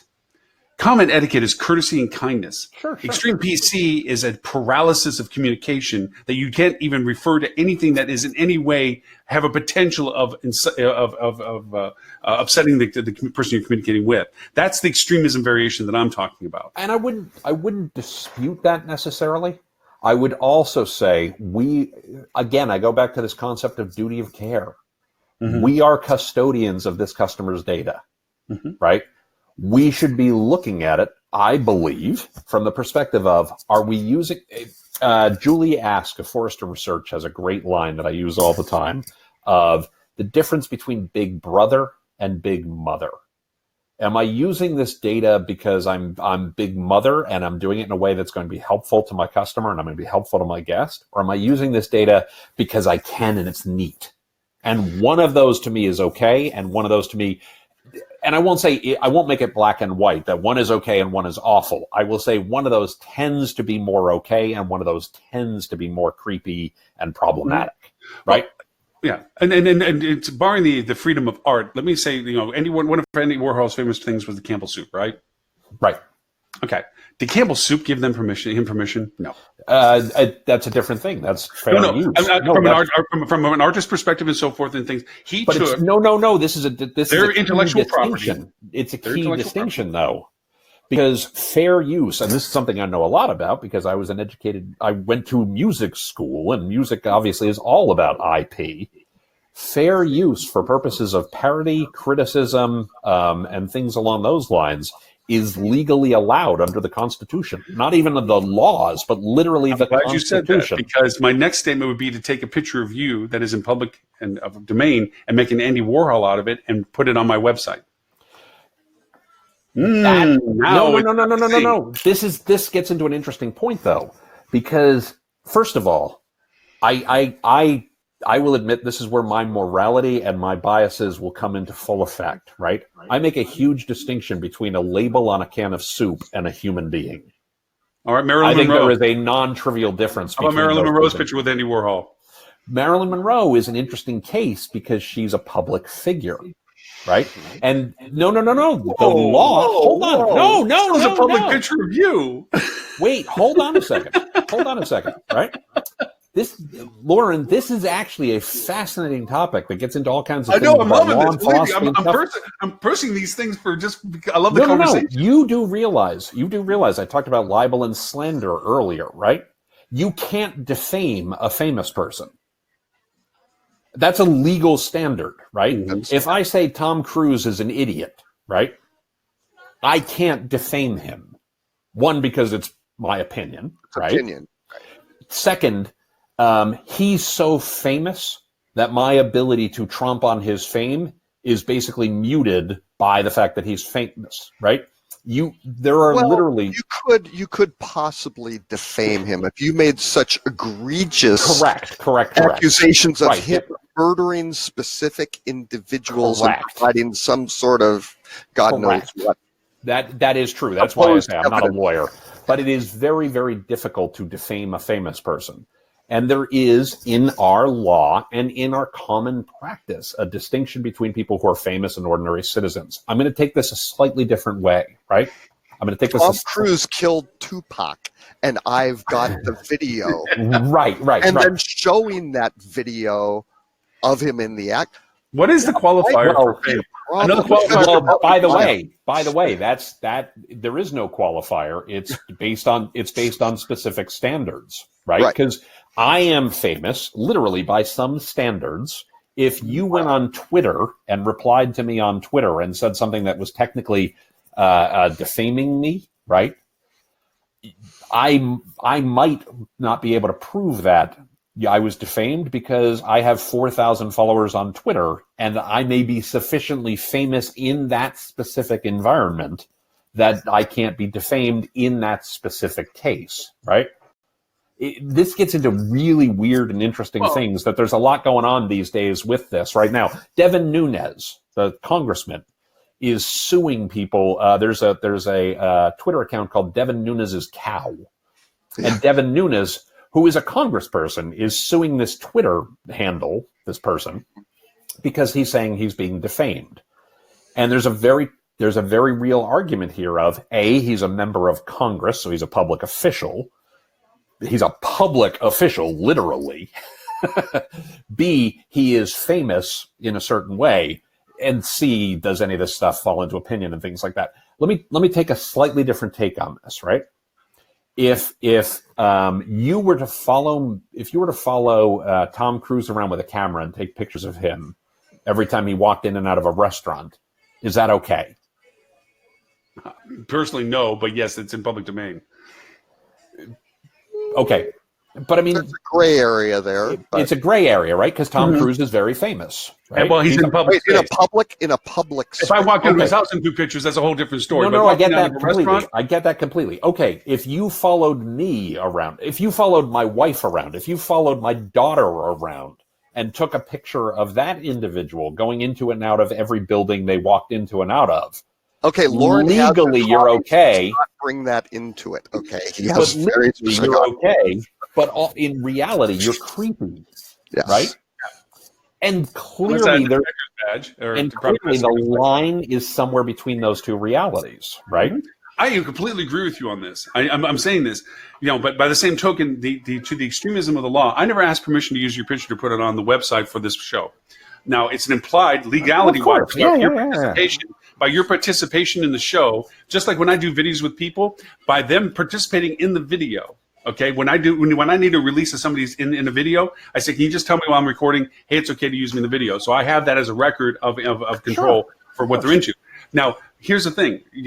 For something to be copyrighted, you need 99 copies. That's still a law. No, that's not, Lauren. That is not true at all. No. It is true. It is Lauren, no. With due respect, the things I know about copyright law is a lot. I may not know crap about architecture, but I know a lot about it. Copyrighted, it has to be. We have to have that distribution. No. Please tell me the update. Tell me the update because I literally just did this. You can copyright any. You can copyright anything from the moment of creation. First of all, let's be very clear. When you copyright something, and God, now I'm going to turn into a lawyer. But when you and I'm not a lawyer. This should not be legal advice to anybody. When you create, copyright belongs to the creator at the moment of creation. What you are doing is registering your claim to that copyright, so that if there is later dispute about when the thing was birthed, you can actually point to that. Yes, all you're doing is register. There needs to be a physical representation of the copyrighted work. So it could be virtual. Or virtual work or whatever. But I mean, if you also have to have a distribution component to that. You can't just have, I wrote this and I kept that. Is not true. That is not true. No. Lauren, I don't know where you're getting this, but that is far from true. If someone, so let's say I wrote a song. I write lots of songs, right? Let me rephrase that. I write lots of pieces. The whole world sing. I write lots of pieces of songs. I rarely finish songs because I don't have the time to finish many songs, but I write pieces of songs. Okay, but let's say right now, sitting on my hard drive, this isn't even a hypothetical. Right now, sitting on my hard drive, I have multiple completely recorded and produced tracks of songs that I've created, complete and utterly finished. Okay, if a song comes out on the radio tomorrow that sounds like my song, for me to prove copyright and sue successfully, 3 things have to be true. I think it's 3. The first is that I have to have some evidence that my work predated the work that I claim violates my copyright. That's correct. Okay. The second one, and maybe this is where you're getting the 99 copies thing from. The second is that the person would have had to have the opportunity to have heard my song. Distribution. But hear me out. But it doesn't mean that has to be 99 copies. It means they would have had to have had the opportunity. If I it's a printed thing about printed context is what the 99 copy thing was, that I was looking into. No. But I mean, if I sent somebody if I wrote a script and sent a script to somebody, you distributed it. But I sent them 1 copy. There's no 99 copies. Right. No. I mailed them a copy. By the way, do you know why most unsolicited manuscripts get sent unopened? Yeah, no, you're right. Why? Because they don't want anybody to say later, they mailed me a copy of this and now I'm legally liable. Right. You have to prove the aspect of receivership. So what I'm saying is, like, say for instance, you took one of those songs and put it into a safety deposit box. Yeah. Okay. And then the same scenario came back up again. You have to prove that safety deposit box was never touched by you prior to, you put it in there prior to the music going out. No. I just made your point. I just told you exactly what you told me. Well, no. If I registered the copyright, I don't need to put it in a safety deposit box. Register the I'm saying you wrote a song and you put it in a safety deposit box. And I can prove that it was never touched. Right. Then you can prove it. You have to prove the historical. I do that with. I went through all this. To prove the provenance, but But if you register the copyright, you don't have to prove that provenance. And if you don't register the copyright, proving that provenance is actually much harder. And when you go into and they still have to have had access to it. Right, you have to just show that you distributed the content to go apply for copyright. No. To apply for copyright, you don't have to have distribution at all. If I take one of those songs on my hard drive right now and I send a copy of that to the United States Patent and Trademark Copyright Office, you distributed it. But I sent them. I sent one copy to one place. Yeah. It's 99 copies is not a thing. I don't know where you got it. No. Now here's the thing. Wait, if let's say the Rolling Stones' new album has a little segment of music, right? That Tim then goes and says, hey, I wrote that in 1995. Yeah, you may be able to say that he did it, but if there's no way you can prove that they ever had access to hear it, I'm going to lose. You're going to lose. Yeah, but they can still say, yes, you're right. You did that back then, but it doesn't really matter because nobody heard it. Right. Exactly. So you can. That's because they do also in copyright allow for the thing of what is known as spontaneous independent creation. Right. Exactly. Yeah. So it's possible. In music, there's only 12 notes. In the alphabet, there's only 26 letters. I mean, George Harrison lost his claim of My Sweet Lord, very popular, great song, versus He's So Fine by, I think it was Shirelles or something. I can't remember who had that very famously, where he did not really intentionally copy that song. Very likely they proved that he probably heard it. Right? And that is the last point, by the way. There also has to be, and this is where the law is a gray area, just like a lot of laws have gray area written into them on purpose. When you talk about reasonable accommodations under the ADA, it's meant to be gray because the idea is reasonable accommodation for a 100-year-old historic building independent hotel and reasonable accommodation for a brand new construction are going to be different realities, right? So literally that is left gray intentionally. So the other thing you have to prove in copyright, and please don't quote me on the words here because I don't have the words correct, but basically you have to prove that there is, similarity, substantial similarity between them. Right. So where it's usually the way it usually works in the music area, which is the area I know the most about, is they play they'll bring in musicologists and things like that, but they'll play the two songs for the jury. And if the jury say, well, it kind of sounds like it, and the other two things are true, you're guilty. Right. But one of the reasons why I brought all this up, and we went down a weird path or whatever, was, okay, you're famous for saying, ship and shipwreck. Okay. Yeah. And Paul DeLillo, by the way, since we're talking copyright, is the French philosopher who actually originated that phrase. I did not invent that phrase. You're really the one that brings the context in the hospitality space. You've tailored somebody else's content into the context of what we discussed. Sure. Okay? So in all effect, it's yours.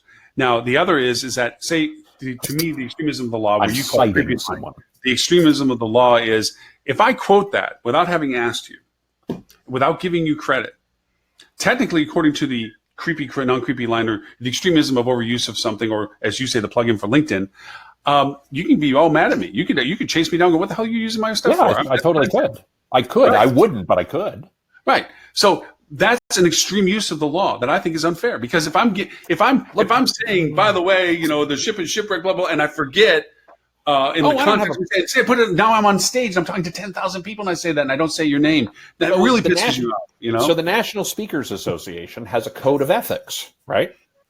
The National Speakers Association has a code of ethics. And in this National Speaker Association code of ethics, mind you, this isn't a law. This is just a thing. And one of the things in the National Speakers Association code of ethics is you don't use other people's material, right? Ethics, schmethics. Period. But I mean, if let's use something let's use something more specific. It was an honest mistake. I forgot. Well, that's fine. That's okay. That's completely fine. No, what if I get famous for using it? When all of a sudden Lauren thinks that there's ships and shipwrecks and da-da, and you're sitting there going, I didn't do this. That's what I say. In this specific case, I wouldn't care. I wouldn't care at all. Let's use a more real world scenario. I do a presentation all the time. You've heard parts of this before where I always talk about content is king, customer experience is queen, and data is the crown jewels. And my entire talk is structured that way, right? To set that up, right? And I've heard a lot of people that saw your presentation say the exact same stuff, and they never use your name. Which is fine so long as they don't impact my ability to make money. But if you wrote a book and you talked, and it was called Content is King, Customer Experience is Queen, and Data is the Crown Jewels, and you also structured the whole book that walked through it that way, I'd have a big problem with that. I'd have an enormous problem with that because you are using my creation to grow your own business in a way that's detrimental to my own success. That's a huge problem from my perspective. And by the way, I'd probably win that on copyright laws because I have publicly presented that information for the last 10 years, right? However, if Lauren was grossly unsuccessful in doing that and was borderline bankrupt and had no resources to get, which is obviously not the case, you would be much less interested if Lauren had built a multi-billion-dollar business off of that. Yeah, for sure I would. Oh, yeah. Then you're going to be much more interested. Also, you that's both made a great point for me. Don't sue people who don't have money. You both made a great point for me. It's not the rule of the law; it's the value of it. And there, you just made my point for the whole conversation because it wasn't when you followed the law. The law would say you should chase me down, whether it's one person. No, Lauren, no, you are but because it's grossly more misinterpreting. valuable, I got to use the law for that. Lauren, you're grossly misinterpreting my point here. Because the difference here is the difference here is it has nothing to do with the value. Let me restate that. Made the point about it. If I didn't make hold on. First of all, I never said you should only follow the law. Let me be abundantly clear about that because I'm almost getting offended here. Oh, I got Tim in the corner. Come on. Anybody who thinks that I'm ever going to say you should only follow the law when it's economically viable for you really does not know my character, and I have an enormous problem with that. Let's be really clear about this, right? Oh my gosh, it's fun. Tim, we were only making assumptions based on our interactions with you over decades. Well, and I will grant that's understandable. But no, the point here, Lauren, is if you built a multi-billion-dollar business off that content is king, customer experience is queen, and data is the crown jewels, right? I am likely going to be able to show that I suffered harm from it because the economic success that you enjoyed likely was rightfully due to my work. If you're living in the gutter, right, then clearly I will never be able to prove that I was harmed by your behaviors. So whether it was legal or not is besides the point. I'm not going to win the case. And if I did win the case, I'd gain no benefit anyway. But I would be unable to show that I was harmed in any way. One of the core tenets of the law is somebody has to be harmed. If you were not making money off of it anyway, there was no negative impact. I make money off it all the time. I get paid to speak. Right, but if it I didn't get paid show to that you write. diminished I any get of your paid to potential consult. from it, which is harder to prove. But first off, let me be perfect here. No, but I'm not implying to you, for anybody listening to you, I'm not implying in any way that Tim is arbitrary in his enforcement of following the law. But it is fun to coach you. The other is, you did make the point that if it was just me forgetting telling one person, no big deal. But if I lost millions or made billions off and you didn't get anything from it, then you would definitely pursue it. You were very adamant about your reaction to that. So because I likely suffered harm. But you don't. Okay, here's where the butterfly wings flap and there's a storm on the other side of the world, the chaos theory. That person I talked to impacted a puzzle piece that they were missing, changed their business profile, and made billions. And you didn't benefit, but you never knew. What are you going to do, man? If a tree falls in the woods and I don't personality hear it. profile and plug in and realize that you're an A-type person and I said the right thing in an email that made me $1 billion. You never knew. Let me sum this up. Yeah, I think we are migrating. I'm sorry, I've been the era protagonist the whole day. Sorry about that. No, we are.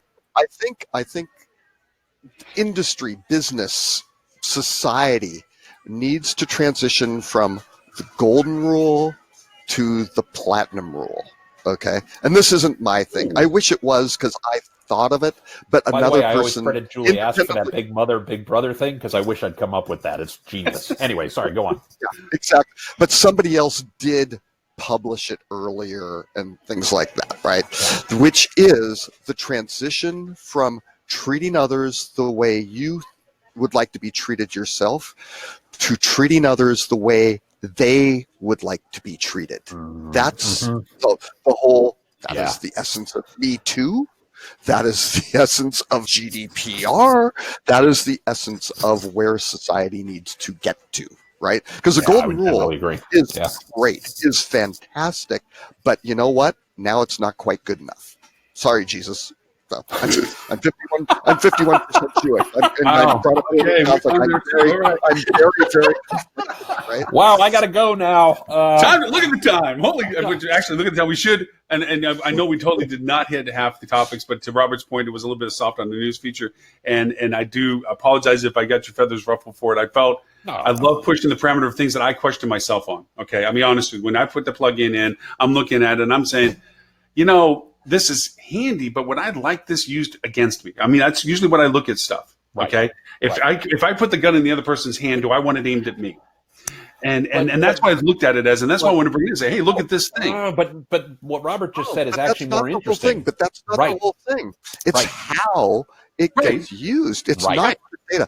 That's we're going to shoot a tool, right? It's different. Tools can be used for good, and they can be used for evil, right? It's the usage is the problem. Yeah, I'll tell you a thing. I'm going to make two recommendations of things I've been listening to and learning from this week that are well worth checking out. Brad Smith is a former chief counsel, or he is the chief counsel actually of Microsoft.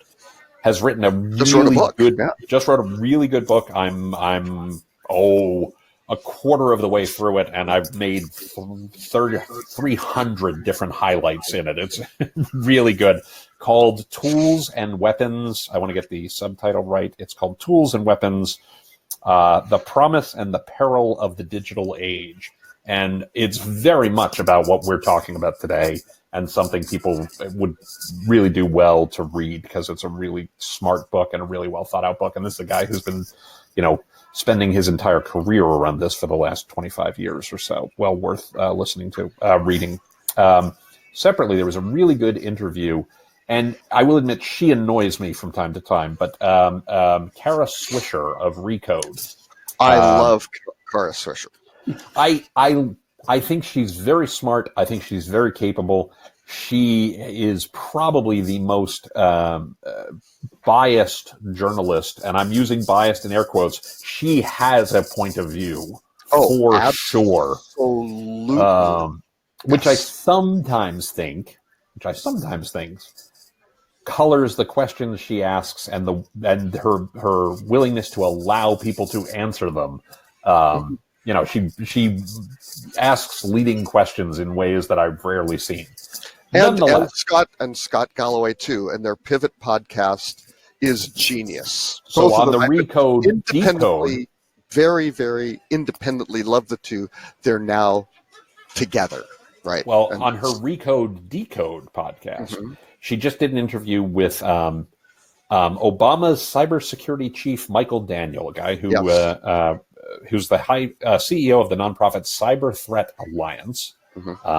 And it's a really fascinating interview, really fascinating episode. It runs an hour, so it's an hour out of your time. You can listen to it on the treadmill or in the car or things like that. I would highly recommend it because it, again, speaks to a lot of the questions we have here in terms of what is the correct standard? Is it the golden rule, or is it the platinum rule, or is it something else in terms of what we do with customers' data? And I'm entirely in favor.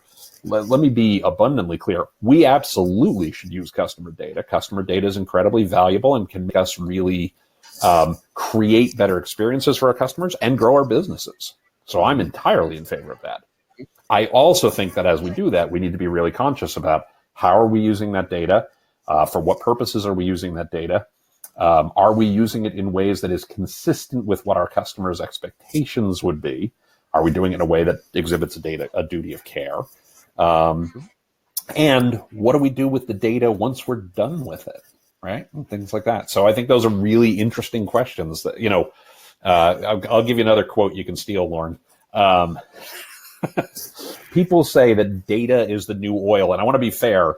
Brad Smith was the one who led me in this direction in his book. People say data is the new oil. He argues that it's not, because it's so abundant, and I think he's right. You don't have to dig for it. You don't have to drill for it. You don't have to prospect for it. Data's out there everywhere to be had. What I do think is insights are the new oil, and you can't fuel insights without the data. So I definitely agree that the data is there, but also we have to say, okay, there's also a cost to having that data, and are we being wise in the way we're being custodians of that data during the periods while we hold it? I was talking to somebody that's actually yesterday over lunch, and we were talking about there was a table across the way, and a burger was put down. Okay, actually we were by the pool area of a resort, and the burger was put down at a table. Nobody was at the table, and we were talking literally about customer data as to how to use it, inquire it. We were talking about geofencing, to be specific. And I pointed over to the burger and I said, if you just walked by and saw the burger there, and would you eat it? No, right. You don't know where it's from. You don't know whether there's something wrong with it. And so you want to know where the source of that is before you decide to use it, and you should know what to do with it. But the idea of it is that that's how we have to look at our data. Is like we have to know where it's coming from to know whether it's usable and whether we have the rights to it. I mean, it's not even our burger. I mean, it's another kind of thing. Right. So, exactly. That same process to it. It's and again that's I didn't mean to be such a mean advocate about this, but I wanted to just push the conversation back and forth rather than all of us do the yes thing, saying, "Oh yeah, that's crazy stuff. That shouldn't be used. This should be, this is violation of data." I wanted to push the questions about it. So I apologize if I aggregated from it, but I love the conversation from it, because the only way you can reaffirm your value proposition is when you challenge it, where you have to poke at it. And ask the question again, and not just accept the answer you've already given yourself, but to question the answer you create up for it. And I look at these things, and it's so easy to see these tools and functionalities. And like I said, new toy. Man, this is going to be, I could do this and this. And then like I said, this is as much therapy for anything else. I like to push that wall and say, yeah, but, and I wanted to be the but. And I wanted to push against on that, and literally I was the ass today. But no, it's all good. I like the dialogue with it, and I appreciate it very much, because it reaffirms, the smell factor. Like, it just doesn't smell right.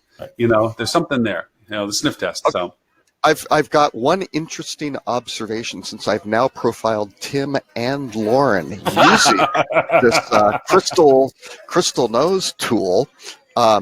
Tim is an initiator. Okay, yes, that's the type, and so is Lauren. So even though they've been battling back and forth on this, they're the same personality types. Oh, I've done that. Yeah, sure. Oh, yeah, no. I'll send you over. I'll try to. I don't know how to produce the report or anything, whatever it is, but I'd love to see what they say. I'd be curious to see if it lines up with. Tim tends to be decisive, forward-thinking, and spontaneous, with a natural aversion to rigid structure. He likes pink bathing suits and swimming in the nude. He displays energy and confidence. He's an initiator. He likes innovation. He avoids detailed analysis. I don't know about that. I don't think he avoids detailed analysis is maybe not too accurate. I think that's a good one. If it's the grunt work, I certainly try to make sure I have minions for stuff like that. That's probably it. But I want the detailed analysis. Yeah. Hey, Tim, am I going to see you next week? Oh, sorry. Hold on 1 second. Lauren's trying to change the topic before I profile Lauren. Lauren tends to be decisive and energized by ideas, favoring action over analysis and the big picture over details. Quick tip, approach him in a lively, energetic manner. He's an initiator. He likes public speaking, and he avoids creating procedures. Actually, one of the things guy who was a GM, I can't believe that one's true either. Yeah. The one of the profiles that I put I added information into it. It says likes to find ways to work around rules. Shall we do Edward St. Ange? Oh no, we know that's not without him being here. Yeah, Robert. Hey, he's not here. Edward tends to be decisive, forward-thinking, and spontaneous, with a natural aversion to rigid structure. He's also an initiator. He likes creativity. He avoids isolation. So, all right, pull up and yours. Stuart. No, Robert, let's see what you got. Hang on. See, Stuart, again, I'm not gonna lie. It makes me a little squishy that we're sharing this publicly without people having had the opportunity to say whether or not they're okay with that. I see Robert bashing all the. And that's my point, and that is completely my point. Stuart tends to be direct, fast-paced, and primarily driven by results or goals. He is an architect. He likes making decisions. He avoids working in groups. So, poor people at Fuel. So. How about you, Robert? Come on, Robert, read yours. Wow. Robert's like, wow, this is amazing. I'm looking at it right now. It says he's sexy and, sexy beloved by Panera. Robert often likes to get right down to business, preferring to focus on the results. Okay. I'm a captain. Whatever that is, I'm a D. Everybody's got D's here. Likes personal achievements, avoids giving up authority. Okay. So, maybe. So is the Robert worth mentioning? Maybe not control. Well, yes, it is 1:30. I unfortunately can go no longer publicly. Tim, am I going to see you next week? In Miami? Tim is. Yeah. I will be in Miami. I don't know if I'm staying for the whole day. I have to be at a client at 8 a.m. Wednesday morning, and I need to make sure I make my flight and all that kind of stuff. But I'll see you Monday night, Tuesday for the HSMEI Curate program. Yeah, should be fun. And I will not be there. I had a client thing, and I told Julie that I couldn't make it, and she set those dates anyway. So, but I'm in my. Wow, talk about insensitivity to the primary person to be there, right? Yeah, well, Mr. Tim, after all this wonderful conversation, where is it that people can find you, sir? TimPeter.com. And any information that you find there, you can use publicly as long as you give me some credit for it. And for legal advice, you can go to TimPeter- legal advice. What you should do is anybody other than me. And architectural advice, as Oh, yeah. If you want to know how plumbing works, let me tell you, you really don't want to go talk to me. And you can find a psychological profile now on crystaltalks.com with this Chrome plugin. Use one of your 10 free profiles on LinkedIn, Salesforce, HubSpot, or some of these other platforms that they operate on. So, Mr. Robert, where is it they can find you, sir? Well, aside from crystaltalks.com, which I think we should all give up all of our websites and just use that, I think. It would be Robert K. Cole on social media or rockcheetah.com. Excellent. And for this very lively episode, and for all previous 217 prior episodes, you can go to This Week in Hospitality, digitalmarketing.com/live. Look for show number 218. This will be, I don't know, I'm afraid to simulcast this one next week on EU and APAC. It's a lively conversation. It may spark some conversations next week. But you can also find it on all their Facebook pages next week. And I will not be here next week, by the way. I'm teaching at Rutgers Business School next. Oh, that's Friday. Right. Yeah. You do your stint there. Now, do you when you do, is it an all day thing? Like you do class after class after class, or is it over a week, or what do you do? What these are is Rutgers Mini MBA program. It is a 5-day intensive. There are 10 sessions, and I teach the last one on that day. So it's a whole afternoon. This is their social media mini MBA. They do a digital marketing mini MBA that I teach for as well as a customer experience mini MBA that I teach for.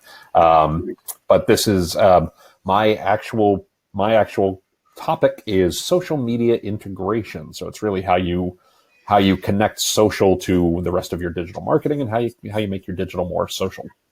And if you could survive Tim's session, you get the degree, right? So there you go.